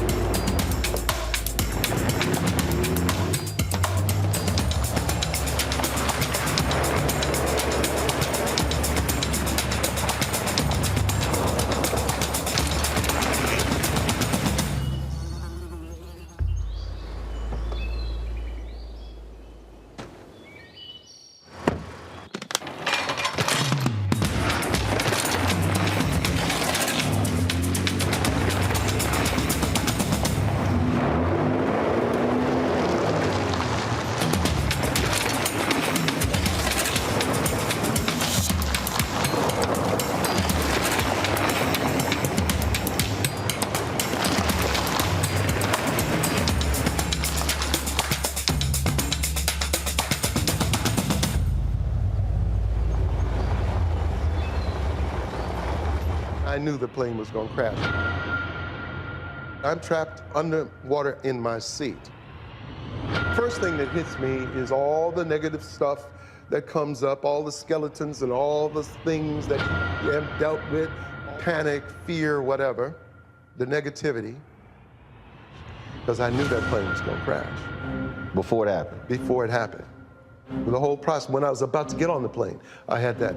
It hit you? It hit me. So I battled get off this plane. Right up to the very end, where we're getting ready to take off, the lights came on and our snow was blowing sideways, and it was like, stand up, just stand up.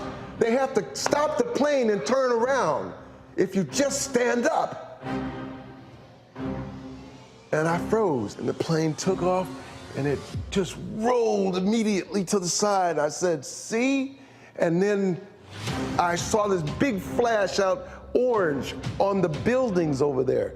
It had struck something, and then it went to flames, and then it tumbled and wound up in the bay. But I knew. Now, what does it do for me today? It is in terms of listen. Ralph Waldo Emerson says, genius is following your first impression with good-humored inflexibility, even when the whole cry of voices is on the other side.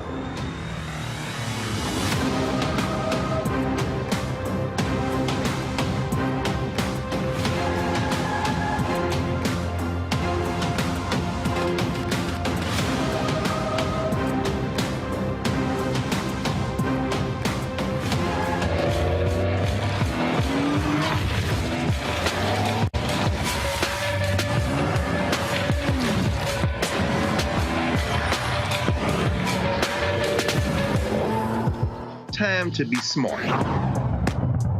Roland Martin's doing this every day. Oh, no punches! Thank you, Roland Martin, for always giving voice to the issues. Look for Roland Martin in the whirlwind, to quote Marcus Garvey again. The video looks phenomenal, so I'm really excited to see it on my big screen. Support this man, Black Media. He makes sure that our stories are told. See, this difference between Black Star Network and Black-owned media and something like CNN. I got to defer to the brilliance of Dr. Carr and to the brilliance of the Black Star Network. I am rolling with Roland all the way. Honored to be on a show that you own. A black man owns the show. Folks, Black Star Network is here. I'm real revolutionary right now. Roland was amazing on there. Stay black. I love y'all. I can't commend you enough about this platform that you've created for us to be able to share who we are, what we're doing in the world, and the impact that we're having. Let's be smart. Bring your eyeballs home. You can't be Black-owned media and be scared. You dig?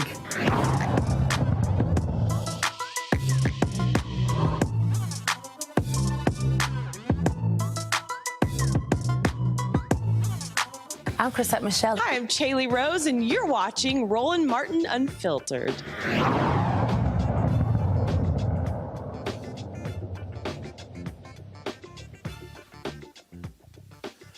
All right, folks, welcome back to Roland Martin Unfiltered on the Black Star Network. So you see me wearing my Jack Yates Lions shirt, and so I just want you to understand that I went to the Yates Magnet School of Communication. This is where everything got started, and so I figured with today, I wanted to represent my high school again. That's where it all began when I was 14. And do understand what I'm about to show you was visualized then. So you just understand that. And so this is the lobby, if you will, of the office and our new studios here in Washington, D.C. We're located right on Black Lives Matter Plaza here in the nation's capital. In fact, Henry, why don't you go ahead and take a shot of that? So that y'all understand, we're right here on Black Lives Matter Plaza, 16th and K. And so we're here. And so what we did here was this here. So I've had people, so, I had my show on Washington Watch on TV One, had the show News One Now. And then over the years, people have given me paintings and stuff like that. And so as opposed to just sitting here, putting up, the network sign or whatever, what the hell, I was taking advantage of the stuff that people already sent me. And so that's why we put the pieces right here. Now, in this space here, we got some great stuff in this space because we got this massive kitchen here. And these are three of the degrees that I have, that were given to me from HBCUs and others, the honorary degrees. And so 3 of the 6 up here, we're going to load the other 3 somewhere else. And so this kitchen space allows for us to be able to do cooking segments, a cooking show here in this space. And so you have this huge countertop right here, microwaves right here, refrigerators right here. And so we're able to bring cameras in here and be able to do cooking segments or even a cooking show for the Black Star Network in this particular space and showcase it. I'm already talking to a chef and we're developing his show. I'm going to tell you later who that's going to be, but trust me, it's some great stuff. When we bring guests back in, when we have a special shows, we can have our guests sitting in here watching our programming going on in this space right here, sort of why we have it here. And so let's go to the rest of the office. So what we did was we put LED lighting all throughout the hallways and everything to be able to give it lots of color. I got tons of awards, and so we got a bunch of the awards here on the shelves here, down the hallway here. And then, of course, you're coming down here, and so same thing. So you see the different lights that we have, different color lights, and so we come into the main area of our room. Now, here's the deal. Y'all see right here. This is the set that you always see on television when I'm on. Of course, this right here, this was an art piece that was given to me by an artist in Sacramento. So we loaded that piece right there. We've got other awards and stuff over here. But let me show you this here. My man, come over here, Antoine. So Nate Parker, remember he did The Birth of a Nation? He did one of the most powerful movie posters where the American flag was a noose around his neck. And so I loved it so much. I said, Nate, I need that. So he sent me an autograph photo. And so we have that here. So I wanted to have that here as well. And so the whole point here was that when we started the show, and one of my greatest frustrations when I was at TV One was that when we had Washington Watch, we had just one set. That's all we had. We had no room to do anything else. We couldn't do anything else. We had no space. When we had News One Now, we were from NBC News Channel. We only had the place from 5 to 9. We had to be out of there by 9:15. We couldn't do anything else. And so even when we had our first location, I'm grateful with 50 Can, we were able to use that facility, but we were landlocked. We just had one set, couldn't do anything. So I wanted a place that gave us multiple looks to be able to do what we wanted to do. And so here we got these two 82-inch TVs on both sides of me, allowing us to be able to put graphics in here as well. And so I'm going to go over here and show you something that we wanted to do, and that is we wanted to be able to, let's say we're shooting some video and we're doing something and we don't have the ability to be able we want some different looks. So we installed this huge background. Remember we had the Black-owned Drake Company on the Marketplace segment, and the brother said they did stuff for Hollywood. I said, great. So we went ahead and said, fine, we're going to have y'all do the green screen. And so I'm going to go to this camera right here. Y'all see right now, so if we decide to do a different look, a different background, the green screen allows us to do that. If y'all saw my Frankie Beverly and Mays interview, you might saw my intros and outros. That's how we shot that on a green screen. And so this allows for us to create different looks. It also allows for us, let's say, if I'm talking and I want to have a big old like a moving video or whatever, we can actually do that by having the green screen. We didn't just want to have the green screen do anything else. So I'm always looking at different stuff and looking for some great stuff, some great ideas. So remember when we were in Chicago doing the show in Chicago, and they had this amazing mural on the wall. It was colorful. It was fantastic. Check this out. I love this. I thought this was a mural that was actually painted by somebody. Go ahead and show it. I thought that was a mural painted by somebody, and in fact, it was wallpaper. And so when I called Kenny Johnson, I said, Kenny, I said, man, we got to do this. He said, well, he could put me in touch with a sister who said it was wallpaper. So what we did was we wanted a different look. And so you see here, you pull this green screen back, and we installed this wallpaper. And so this allows for us, again, if we're shooting certain videos or whatever, it gives us a whole new backdrop look. So we got the green screen here, plus we got this here. So you mean you got the set over here, that's one look. The green screen, this wall here is a second look. The green screen is a third look. And so let's go over here. So I wanted to do something. We had this amazing U.S. flag that was on my Washington Watch set. We couldn't get into the building. It was too big. We literally could not get into the building. So when I was at the Anthony Anderson golf tournament, I saw these amazing art pieces, and these are the pieces. And so one, you see a Prince, you see this amazing piece on Miles Davis, this amazing piece here on Jimi Hendrix. And so we're going to take these pieces and mount these on this wall right here. And again, giving us a different look in terms of if we want to take photos, be able to shoot something as well. And so now I'm just going to pull this green screen back right here. And so do y'all have the shot of Black Lives Matter Plaza? All right, so here's what so because we're right here, y'all, we're able to extend the camera outside the window to give us a shot of Black Lives Matter Plaza. Now, keep in mind, we're just 2 blocks from the White House, and so we're able to extend a camera further out this window. And so if we want to take a shot of the White House, we can actually do that. If we want to take a shot of what's happening down here, remember when I was down there broadcasting on the anniversary of the death of George Floyd? Well, we can actually do the same thing, and again, be able to give you a high shot, be able to give you different looks. And so, again, it's reimagining spaces and thinking about how to do different things. All right, so let's walk over here. Okay, so we have this space here, and so I knew I wanted to create something different and something that was unique, and so I said, we really need like a living room set piece. So remember we were in Atlanta a year ago in December 2020, and we were broadcasting from an Airbnb, and it was funny, it wasn't until like the last few days I was like, man, take that different look, and it was a great backdrop, and I said, we want to get the exact same thing in our space. And so that's what we did. And so we were sitting here going back and forth. And so about what we do, what it's going to look like. So I got an email on a Monday, out the blue, seriously, email out the blue. It says, Brother Martin, my name is Harlan Penn. I'm a set designer. I just took a job as assistant set designer at Howard University. I love your show. I want to volunteer for your show. Now, y'all, I get emails all the time from people saying they want to help with the show. They want to do some things with the show. And I was like, all right, so I hit them an email. And look, I get people say they want to do stuff. Then they want to get paid to do different stuff like that. It was cool. So I hit Harlan. He's a fellow Alpha. He says, no. He said, I want to volunteer. I want to contribute my skill set. And so Harlan literally sent me designs and designed this set piece. And we wanted something that was again, allows us flexibility.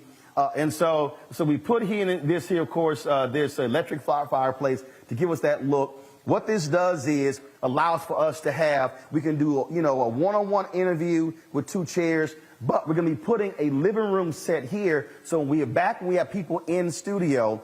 I'm going to be able to be here, and I can have my panelists who are going to be sitting in chairs and couches, and we're going to be in a position to have as many as 7 or 8 people who are on the set. Now, Antoine, give me a shot this way. Now, I want y'all to understand that the other ability is this here.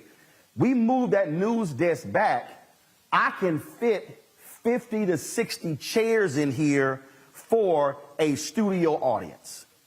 Again, it's completely rethinking how we actually do the show. Harlan joins us right now. Hey, Harlan, how you doing?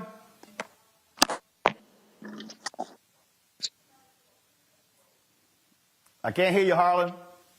Oh, I'm doing well. How are you, Brother Martin?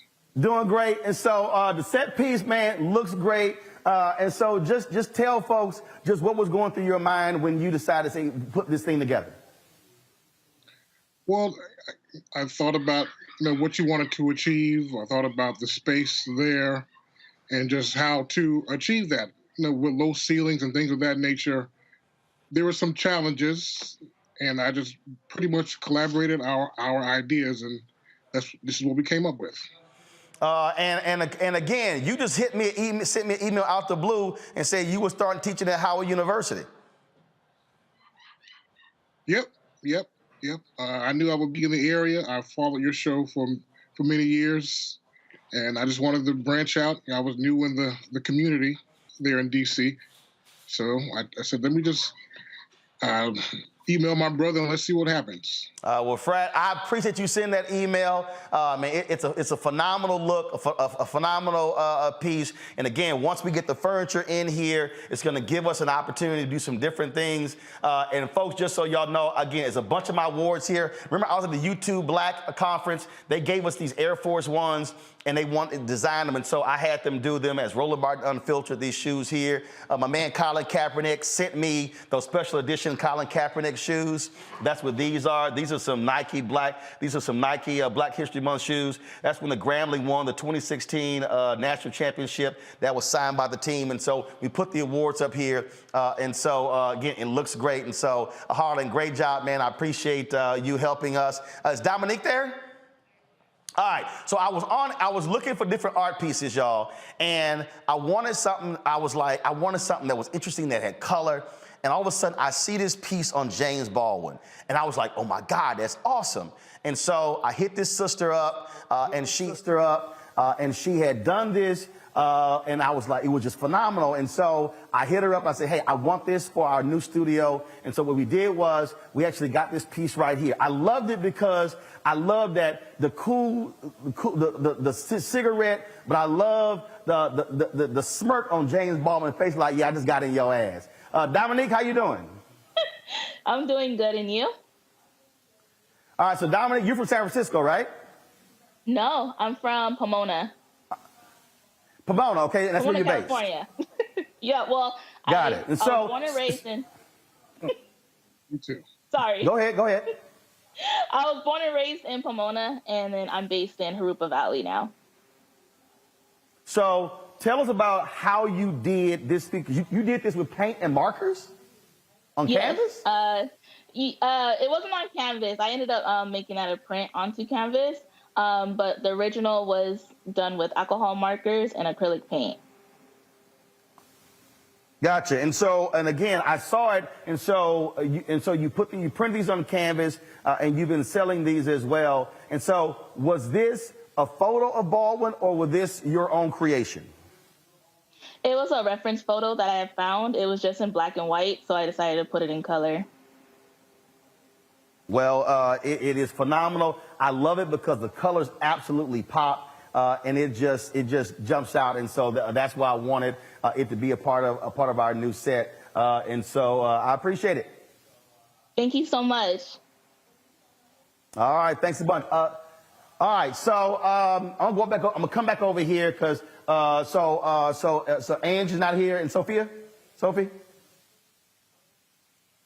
Okay, all right. So I'm gonna come back and I'm gonna explain to y'all the Harry Belafonte piece and the Ida B. Wells Barnett piece. So let's come back over here. And so when we did the news set last year, y'all, this was basically white, and they had some lights down here. So I was like, you know what, y'all, that's a little boring to me. I can't do that.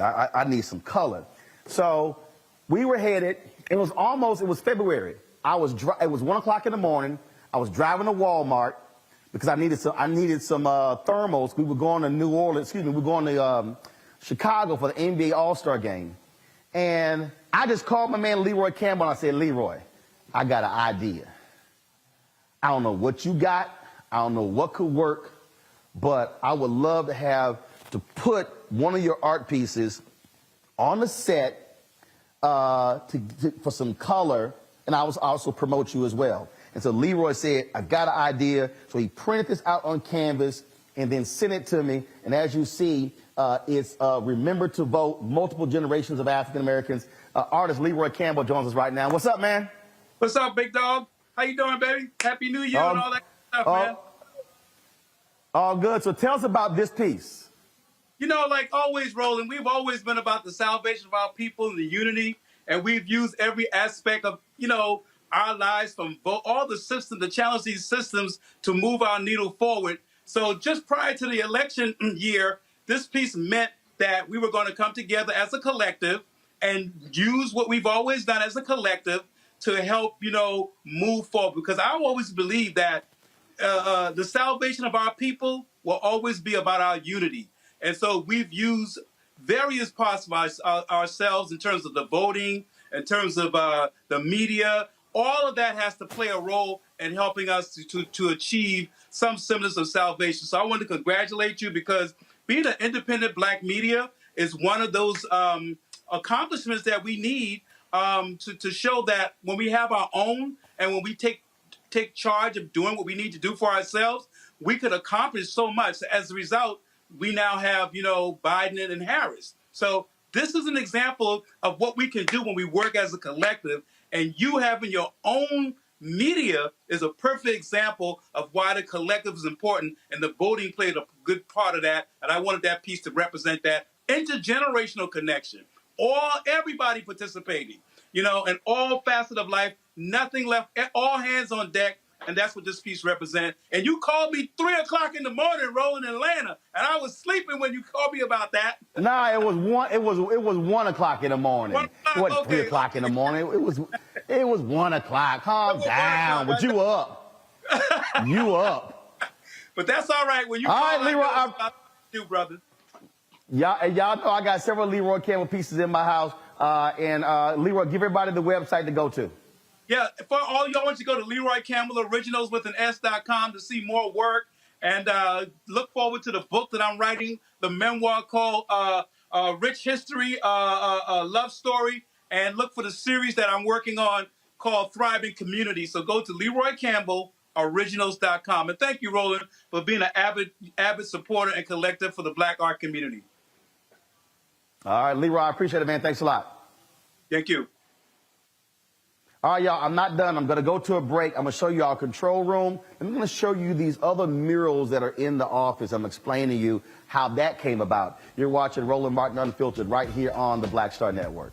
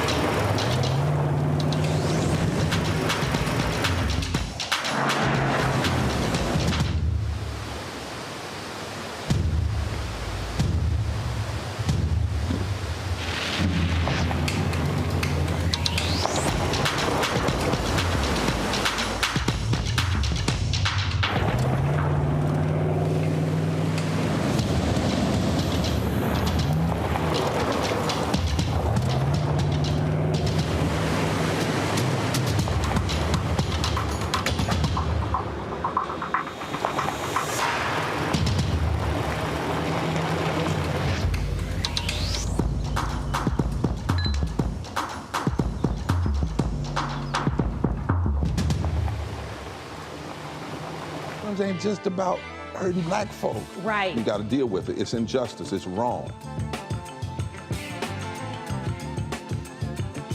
I do feel like in this generation, we've got to do more around being intentional in resolving conflict. You and I haven't always agreed. Yeah. But we agree on the big piece. Yeah. Now, conflict is not about destruction. Conflict's going to happen.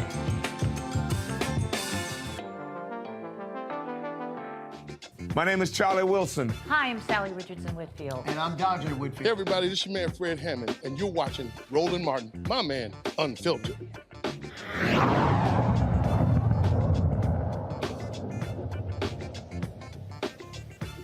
All right, folks, welcome back to Roland Martin Unfiltered, the Black Star Network, as I'm unveiling our new studio space. And so, Ida B. Wells Barnett, obviously, is a history maker, pioneering journalist, writing about lynchings. And so I wanted to make sure that we show her some love on our set as well. And so that's what this piece right here is. And so this is a prominent quote of Ida B. Wells Barnett: "The way to right wrongs is to turn the light of truth upon them." And again, I wanted something to balance off that James Baldwin piece, so it was like the color. And so I was going through my photo archives, and I came across some photos I shot at an event that Dwayne Wade's mother had at the NBA All-Star game. It was in Houston. So there was a brother who was there who was an artist. And I'm looking at the photos, and I could not remember his name. So I put it on social media. Yo, do y'all know who this brother is? And folks hit me up. They said, man, that's Ainge Hills. Hit him up. And so we corresponded. And so I had him do this Ida B. Wells piece right here. He joins us right now. What's up, Ainge?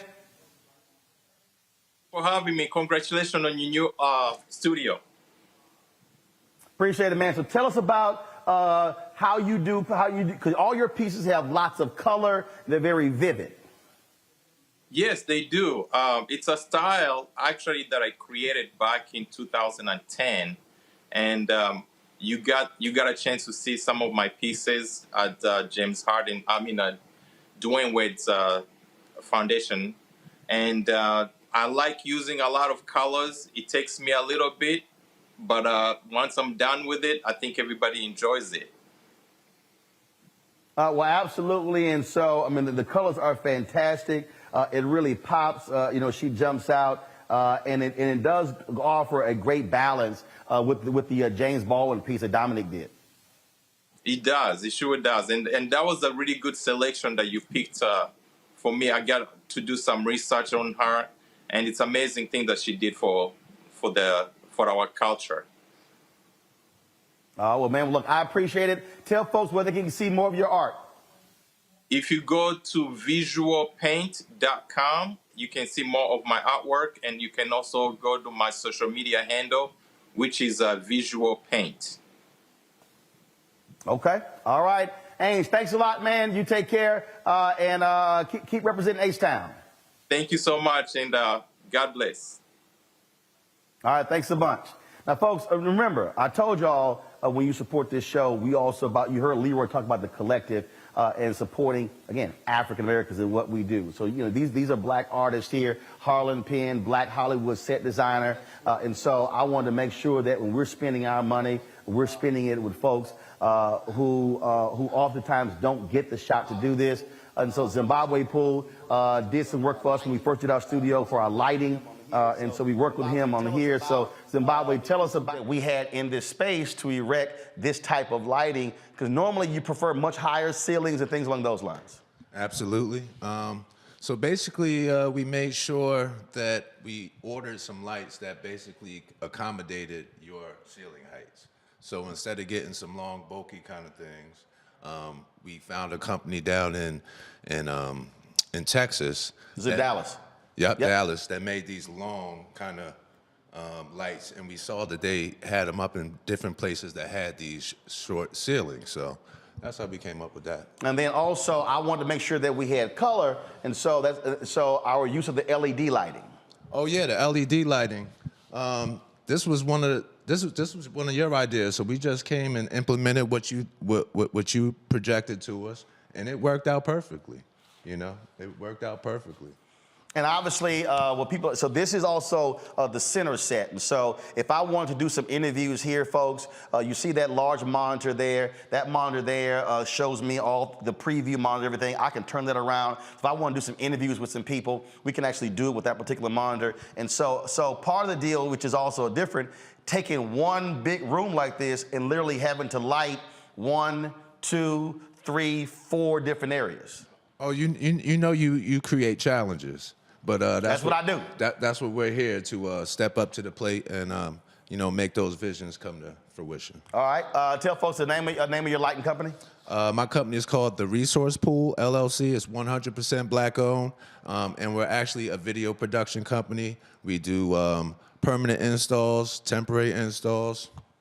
We do it all, top to bottom. All right, Zimbabwe, I appreciate it, man. Oh, thanks so much. Thanks for the opportunity. All right, folks. Now y'all see, I've been hopping around here, so you see these different pieces here. And so, a few years ago, I was the MC of a gala in New York, raising money, the Justice Coalition, for which Harry Belafonte is one of the founders. He's the founder. And so this sister did this piece. This amazing piece of Mr. B, and I got mad respect for Mr. B, of course, in terms of what he does. In fact, I'm gonna sit here and Carrie, y'all come get my phone, please. Y'all come get my phone. And I meant to do this earlier. Pass it to him. I'm not sure if Mr. B is at home, so take it to him. I want to see that he's at home. So. Love Harry Belafonte. I've interviewed him many times. I've done stuff for him. And so she did this piece, and I should have bought this that night. I should have bought it that night. And so I went ahead and I said, you know what?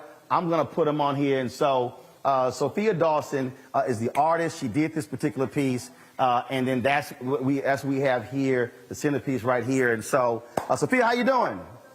I'm doing good. How you doing? I'm doing great. So tell me about this Harry Belafonte piece. Yes, please. So when I did the original piece, I was working closely with his daughter, Gina, and we wanted to do a piece that would honor the legacy of his life. One thing about Harry Belafonte that's truly dear to me is, you know, for the past 12 years almost, I've been working closely with people, individuals from the Black Panther, Black Liberation Movement, who have been incarcerated for their political activity from the past up until now. And whenever I go back and I look at the photos that I usually pull from for those paintings, I find pictures of Mr. B supporting different people from the cause at different moments when nobody else, especially in the entertainment world, was doing that. And his daughter has definitely taken up his legacy and continues to do that work. So that's pretty much where the piece came from for me as far as my heart posture towards it. When I saw it, I loved it. I took a photo of you in the photo, and I remembered it. And so when we were putting this thing together for the studio, I said, you know what? I said, I'm going to find her, hit her up to do something. 7 years ago. And so, that was literally 7 years ago. Look, I don't forget stuff.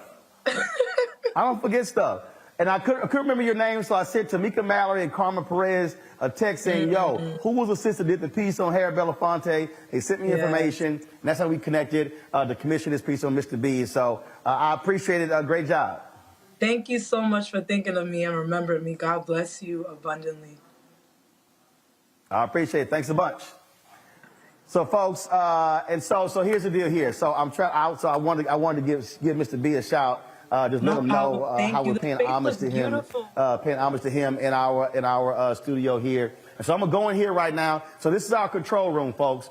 And so remember our old studio, the monitors that were behind me. Well, that's these monitors right here, these 65-inch monitors. And so I'm showing y'all all y'all money at work. And so in here we got, of course, our switcher robotic cameras, our streamer stuff over here, all of our monitors, video playback machine, our graphics machine, with all of our phone calls and folks like that. We got graphics over there, audio's over here as well. The brother from Sacramento, that's another piece that we have up there. That's what you're seeing right there. That's my man? It is. Mr. B. How are you? I'm doing fine, sir. I am literally on my show, showing my new studio, and I showed everybody I'm paying homage to you. That piece that Sophia Dawson did on you at the gala 7 years ago, I commissioned her to do that piece.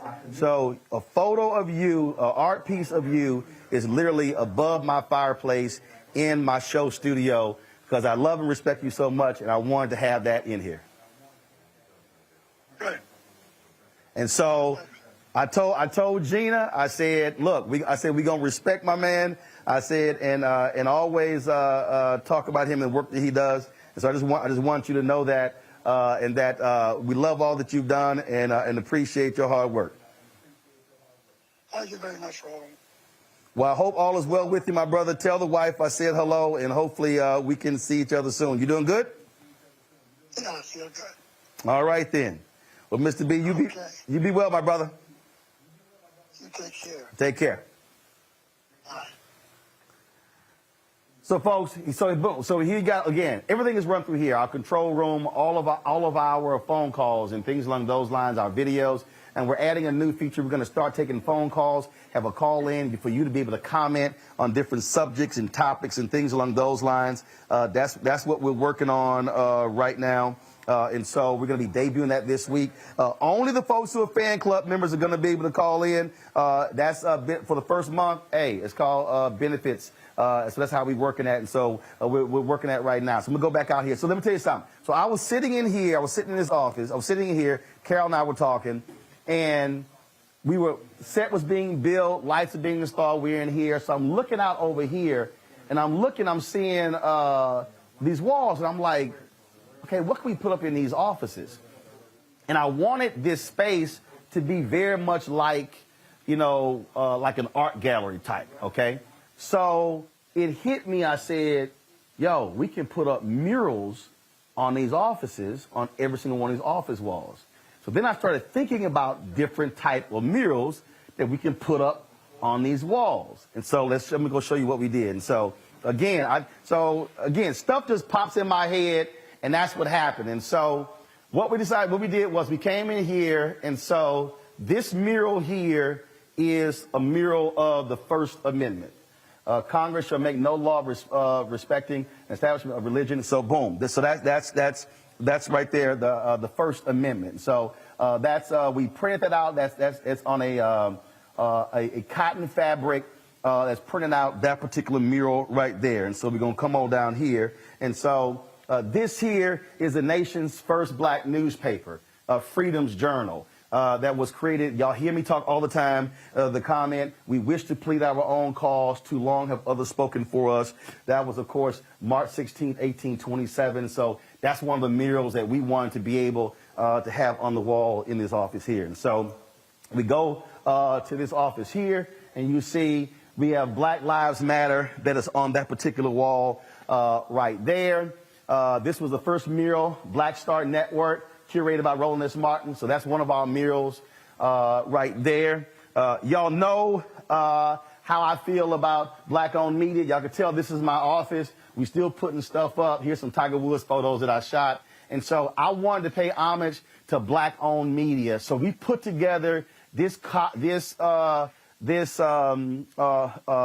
mural here, and you see Frederick Douglass is the North Star, the Tulsa Star, Negro Digest, Atlanta Daily World, of course, the Pittsburgh Courier. You see here Emerge Magazine, BET, Jet Magazine, TV One, WGPR TV, the first black-owned TV station in the country, Emerge, Ebony, Dallas Weekly, where I used to work, be managing editor, against Savoy Magazine, where I was a news editor there, Black Enterprise, Chicago Defender, where I was there as well. And again, so we put this together, WERD Radio, TV One is on here as well. Shout out to Kathy Hughes, who watches our show. And so we wanted this to, again, to pay respect to black-owned media. And so that's why we put this particular collage together as well. And so we're going to go back out here.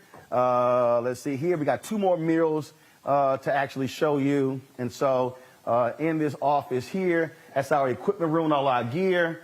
So y'all know, look, I ain't got no problem being on hashtag Team Jesus. And so that's Joshua 24:15. As for me and my household, we will serve the Lord. And so that mural, of course, had to be in here. And then, of course, I got to pay respects to Latasha Brown, Cliff Albright, and Black Voters Matter. And so, you know, we always talking about black voters and how important that is. And so we got that mural there as well. And so folks, what you see here, I'm going to bring in Faraji, Greg, and Reese as well. I told y'all we got some great things that we're doing.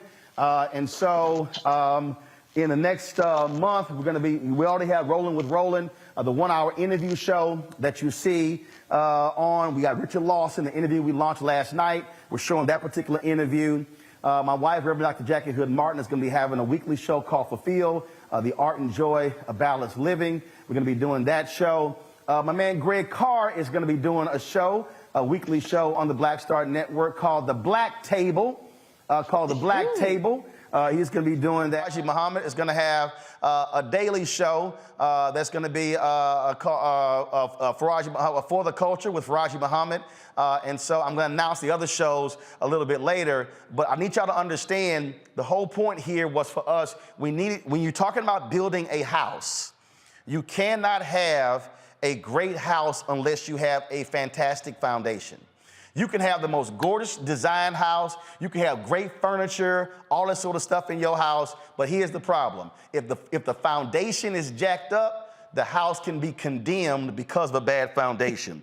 And that's why we said we have to have our strong location. That's why all of our technical stuff our streaming equipment, all of those things, having a strong control room to be able to run all these things through was critically important. And so this also allows for us, as I said, to have different looks for different purposes. Green screen, the love wall, the photos of the artist, the set piece over here, the living room that we're gonna have in here, this piece right here. When we have our Fit, Live, Win segments, we can literally do those segments in this space right here, or we can do them over there, or we can actually do, so versus having somebody on who's sitting here talking about exercises, we can actually do the exercises. Oh, there's some other art pieces in here. This is a piece of Ted Ellis. I spoke to the Jack Yates High School, one of the classes, and so they gave me that as a gift, a photo that Ted Ellis did of Obama as one of his pieces. These are some other photos in here. These are some photos that I shot of Hillary Clinton when she came through Dallas, the South Dallas Cultural Center. We got those photos there. This is a great piece over here. I got this in the Tom Joyner Morning Show cruise. This art, I loved it. It's actually on leather.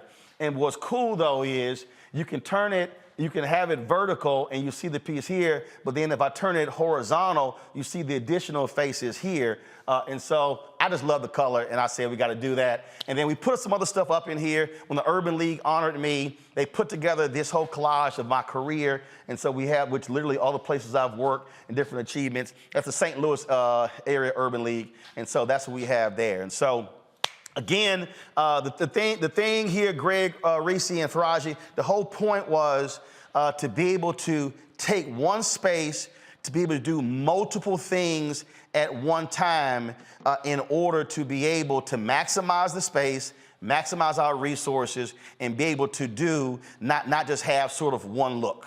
What y'all think? Bravo. What do we think?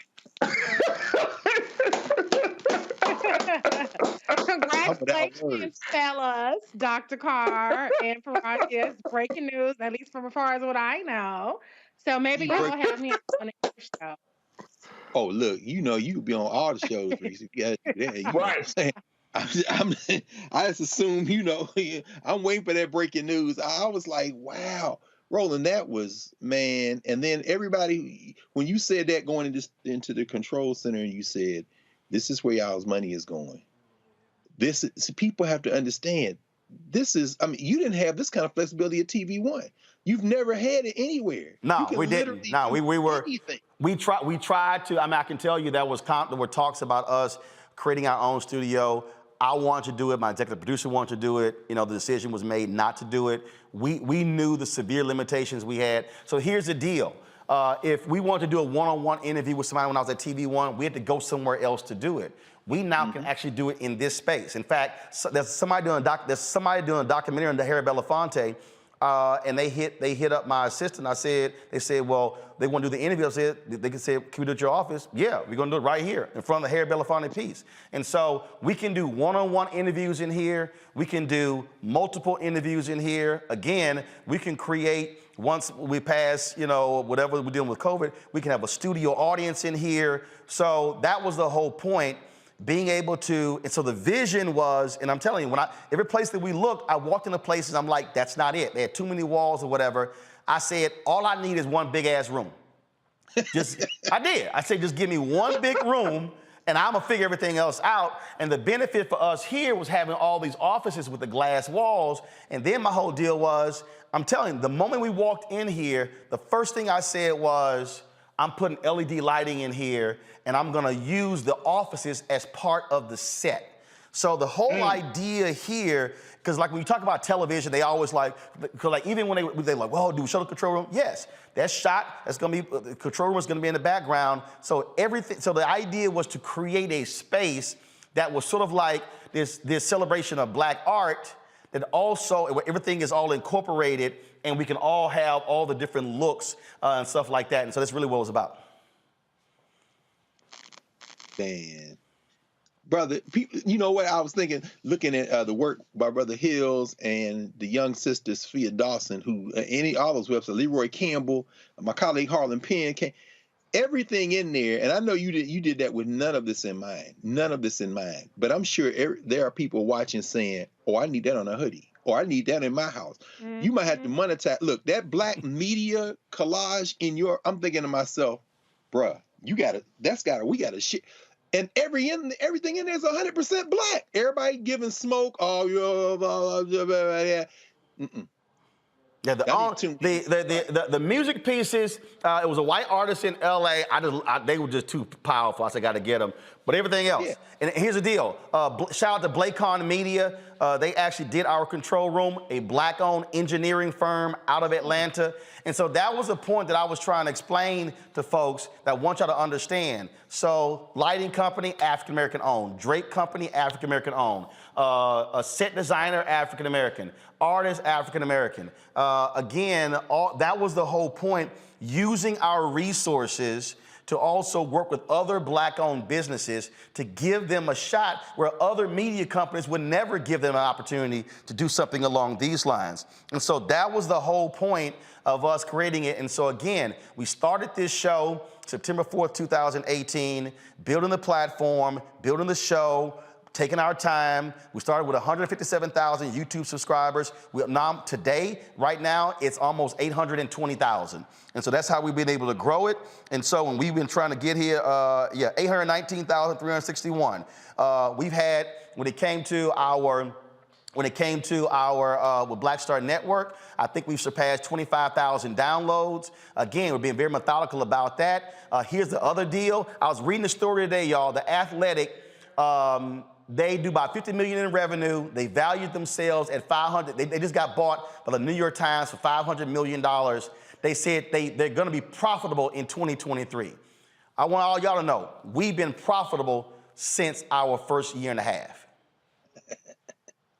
Now I want y'all to understand, and see, Reese, a lot of people who don't really understand this. Look, I could have, and people came to me, they wanted to give me money. I could have easily gone out and raised $5-10 million. But here's why I didn't. Because the moment you do that, those folks are going to be like, return on investment. And so the pressure was going to be on about selling. The whole focus is, okay, invest, build something, flip it, sell it. I said, well, you got to build it first. And so I purposely said no to crowdfunding and to individual investors. I said, because we have to build it first. And so if the focus is all about building it to sell it, then you lose sight of exactly why you're doing this. And Roland, I just want to, give you just praise, because you are truly about putting your money where your mouth is and putting the action behind the rhetoric. There's a lot of stuff. I won't give airtime to naysayers, but when we talk about Black media, you are the epitome of Black media, not just in you being the face of your company, but in the way that you consistently uplift Black businesses. And people that reach out to you through your show, not all stuck up and Hasididi about it, and the diversity of perspectives that you bring on your show. It's not about litmus tests for what's Black or gatekeeping or what people difference ideology is. As the quote says, we wish to plead our own case. You allow people to plead their case. If you have this perspective, come on here, fact-based, and plead your case. And I don't think that there's many other opportunities for people to do that of any race, of any kind of network or platform, more so than what you do. And so regardless of whether people agree with your positions, particularly you being you favoring Democratic politicians or not, nobody can ever criticize with any credibility the love that you have for Black people, Black businesses, and Black voices. And we need that authentic, true, not gonna sell out, platform and just passion and conviction that you have. So I appreciate what you're doing. I think this is really a remarkable achievement for the culture, for our community, that we have a place to go to have these discussions, whether it's an hour discussion or a 15-minute discussion, and allow the voices, the prominent voices, the experts to also come and have these in-depth conversations. So congratulations to you, Black Star Network, the entire Roland Martin Unfiltered family, all of the talent that you have on your show.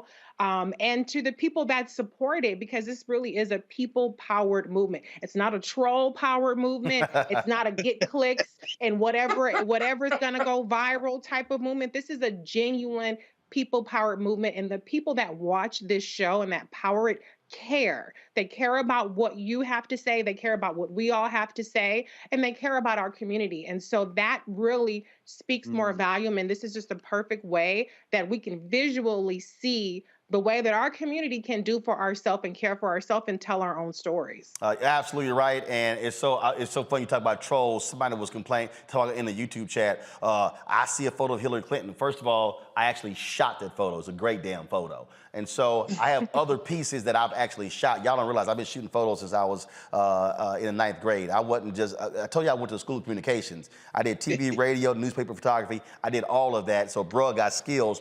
But just for the folks who run their mouth, I want to show y'all this here. 2004 at the Unity Journalists of Color Convention. If y'all go to C-SPAN, when I jammed up President George W. Bush, that photo's up here as well. So y'all want to talk about the Hillary Clinton photo? This is what, and if y'all see that photo right there, that was sort of Bush pointing at me like, damn, you got me. That was like, you got me. And it was like, so two weeks after that, y'all can tell that was 2004, because I had a lot more hair. 2 weeks after this is when I got this in the mail, autographed photo from President George W. Bush for that. And so, again, we ain't got a problem talking to Democrats, Republicans, everybody. And the other thing, you know, Faraji, the other point about it, there are African Americans who are in media who I know and who've already reached out. They said, hey, you know what, who need a space to do interviews or do something when they come to town. And so the people who I know personally, that's the other thing that I need people to understand. They can hit me up, they can say, hey, I want to do this, can I do it in your space? We also have the ability to actually rent the space out to folks who want to shoot projects or whatever, and that's the thing that people have to understand. You can't talk about all these folks running around hollering they black media when they're not out here actually doing the work. You don't see them on the road. That's why we got the Roll-Mobile, the Sprinter. That's why we got 2 live view units. And so we've invested, I mean, this was a $250,000 project. People got to understand that. And so when people heard me talking about advertising sponsors, why they got to support black-owned media, I was literally on the phone today with a reporter for a major newspaper, and we've been pressing the case because we cannot tell our own story if we can't pay for it. And black people have got to stop saying, man, you know, we do a whole lot with nothing. How about we do a whole lot with a lot more? Come on. And you know what? Real talk, Brother Roland, what you're talking about is institution building. I mean, that's what it comes down to. What you're talking about, and I always appreciate and respect those who are able to get out and get the land, get the real estate that they need to build their dreams upon. You own a space with that much diversity, from the green screen to the living room scene to the to all of the beautiful murals and all of the wonderful and beautiful paintings. I was just telling my wife, she's a black artist. I was like, man, Roland is doing it. Look at these pieces. I mean, of Mr. B and Ida B. Wells. I mean, it just goes to show you that this is the institution. And to be, and I mean, I don't think we can kind of gloss over this, Brother Roland family. The fact that you're on Black Lives Matter Plaza, a couple of blocks from the White House, talking about the issues that are affecting black people in this country, and you're that close to where those conversations are really happening, you're that close to the Congress, that's not happenstance. This is not, oh, we just going to do this and then move on to something else. This is legacy building right here. And if there isn't any legacy, then guess what's going to happen? Our children can't benefit from that. And that's what I'm that's what I'm looking at right at this point. The fact is that your children and your nieces and nephew and grandchildren, hell, even my children, we're going to be like, man, I remember when Daddy used to work here. So all of that. So, you know, I mean, it's just about institutional building. And to say that we are just beyond proud of you, and I'm very, very humbled to be a part of the Black Star Network family, is an understatement. I am completely humbled by this. Well, I'm gonna show you. We want to talk about, you know, how God works. And so I'm gonna show y'all this. I'm telling y'all need to understand how this works. So I'm gonna show you, Antoine, come on. So Y'all need to realize that, okay, we were looking for, we had a hellacious time trying to find an office space in 2018. We were looking everywhere, so many places fell through. And I was on a board call of 50CAN, Education Reform Group. It was May. And on the call, they were talking about making cuts, money had been down. They were talking about subleasing the office space, or they were talking about literally going to WeWorks. And I said, damn. I said, they got that open space. We could do the show there. And so we got to talking. And so that's what happened. And so in our old space, y'all, we had one office that had, our 3 staffers in it, with another office that was mine, and the office that was next to me, the larger office, that was our control room. We literally sublet that place. Now I'm gonna show y'all how God works. So come with me. I just told you what the place. Now see, we got to do this here. We got to move the set back. So that's the other piece. This is a movable set. So we're able, because Carol works in that office. I got it, y'all. I'm good. Carol works in that office. And so what we do is we got to move the set here, and then we got to push the set back that way, but Carol get in her office. It's all good. So we're going to come through here. So y'all need to understand, right there, across the street, that's where we were. We were literally across the street for 3 years, and then when 50CAN was going to move out, we moved out. We looked other places. We are literally right across the street, y'all. We're literally right across the street. And we hit several different places. And so when we moved, we literally just walked right across the street. Wow. And so this place, we got a 5-year lease, 5,200 square feet. And again, to build the kind of network we want to build. We were launching 4 shows in the first quarter. The goal is to launch 4 more shows by the end of the year. We've got, I'm going to say, Deborah Owens, America's Wealth Coach, is going to be doing a financial show, a weekly financial show for us as well. So y'all, we're working with Mario Armstrong. Mario has a show, Never Settle. We're going to be streaming that, and Mario's going to be doing a technology show. So we're going to have tech show, wellness show, daily news and political show, weekly news and political show, financial show, again, entrepreneur show, so multiple shows. That's why we're trying to get you to download the Black Star Network app. All those shows are going to be streaming on the network app.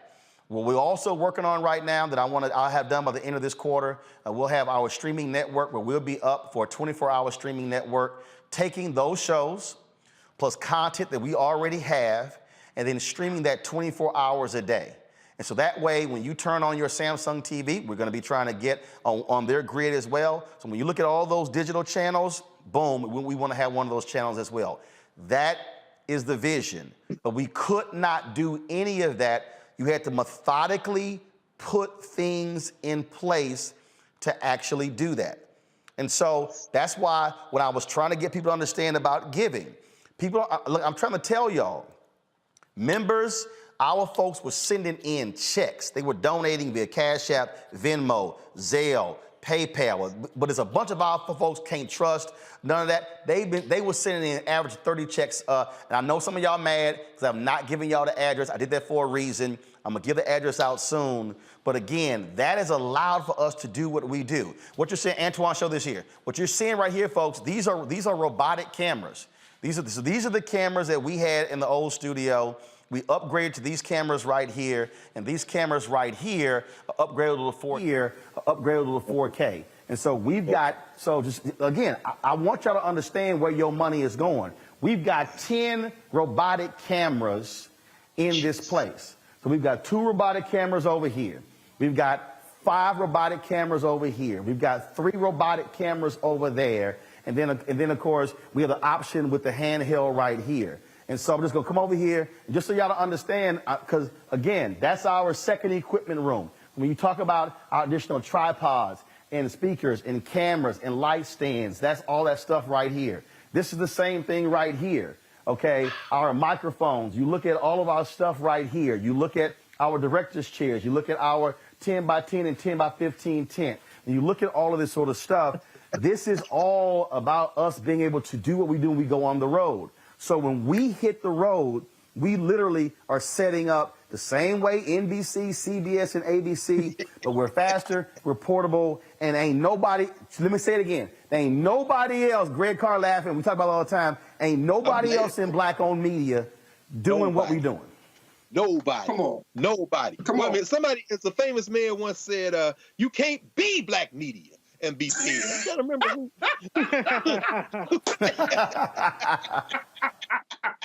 Man, brother, I ain't got no words.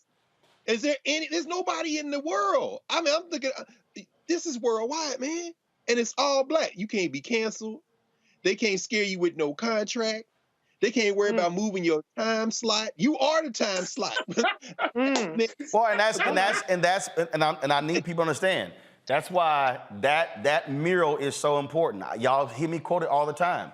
That is the mural of the first. This was the first black newspaper in American history. Freedom's Journal, March 16th, 1827. 1827. This is the third paragraph. We wish to plead our own cause, too long have others spoken for us.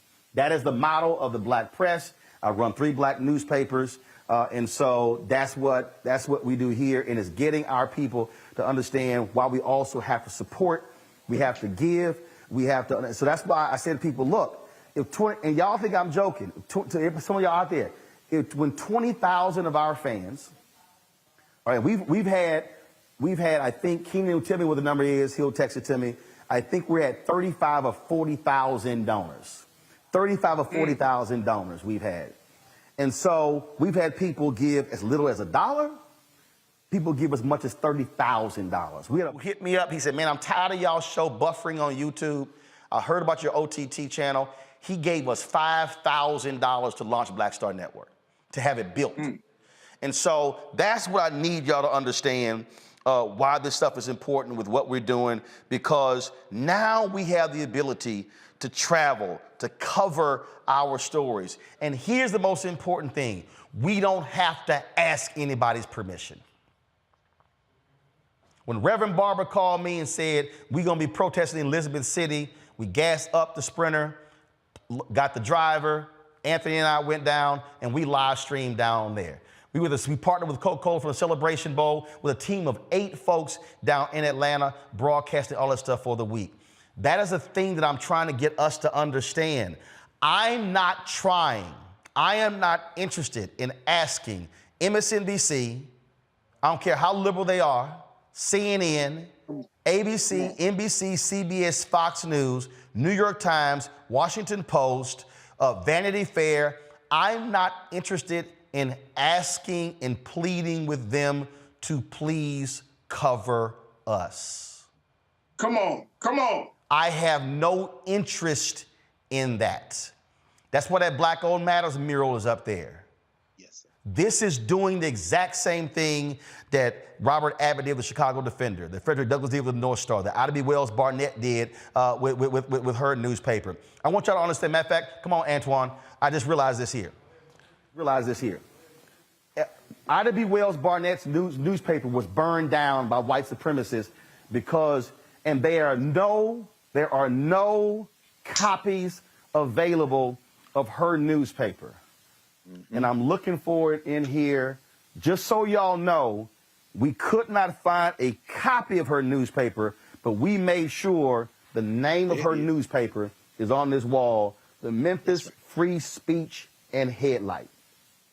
Go ahead. So the reason you don't see a cover of Ida B. Wells Barnett paper is because they firebombed her paper and they destroyed, and there is not a single copy of her newspaper anywhere to be found. But we made sure that the name of her paper was on that wall. That's the whole point, folks. That's the whole point with what we're trying to do here. And so this has been a 6-month project, building this whole thing out. But really, this has been something that I have been focused on since I was 14 when I went to Jack Yates High School, Magnet School of Communications. So, Roland, I wonder it's a lot of. Go ahead, Greg. No, I was going to ask you. I wonder what George Curry would have been able to do. I see emerge on the wall. Yeah. You know, I think about Max Robinson. You know, I think about John H. Johnson. What if there had been a television network? And now with all of these, I mean, and I think we probably all expect now that there's going to be a surge in subscribers. There's going to be people who see this. They're going to be young people. They're going to be news people who say, I know I work for this company, I work for this, but I'd like to come do an interview. When you say, you know what, we got a space. I mean, I just think about all the people who are ancestors who you worked with shoulder to shoulder, who you knew and worked with, who, if they had something like this, but guess what? It's here now. So yeah, like I got a sister in YouTube who says we want a live chat on the Black Star Network. Well, Vimeo doesn't have that. Well, guess what? We've been talking to them for the past 3 months saying, y'all have got to put that as a part of it. We're paying for the feature. And so y'all, that's what we're doing. So understand what you're talking about. But now here's the deal. And I need people to understand, all right? And I ain't got no problem. So why are we still on YouTube? Because we still generate anywhere from $40,000 to $75,000, almost upwards. We've done $103,000 a month on YouTube. We would prefer to generate that on the Black Star Network, which is why I need y'all to be doing your part when I'm putting pressure on these advertisers to invest in Black-owned media. Right. There's no reason in the world we're not doing $10 million in revenue this year. Come on. There's no reason. I'm seeing the money they're giving to Black Targeted. Mm-hmm. Oh, they will toss money at Black Targeted. I was on the phone today talking with several Democrats saying, y'all better make sure y'all investing in Black-owned media. Don't be running out and just buying ads on Fox News and CNN and local radio stations and newspapers. Invest in Black-owned media. That's the whole point. And so, then of course you got the trolls. Recently you talked about Roland Martin, he always begging. No, this is called investing. That's it. It's called investing. Because when we have the ability to take our cameras anywhere we want to take them, and we ain't got to sit here and we can pay staff. And let me go ahead and say this here. And it's not bragging, but it was by design. Ain't nobody who works on this staff, not one person, been paid late. Come on. Right. Come on. Come on. Now, there's a whole bunch of other places can't say that. But, and I've worked for them. I work for them. They can't say that. We've been profitable since we were a year and a half old. And look, our first year was not easy. I personally invested $391,000 of my speaker fee money into the company to make sure staff got paid. Wow. I didn't have a CNN salary. I didn't have that TV One check. The Tom Joyner check, I ain't got a problem. When I started with Tom Joyner in 2008, it was $250,000. When it ended in 2019, it was down to $41,000.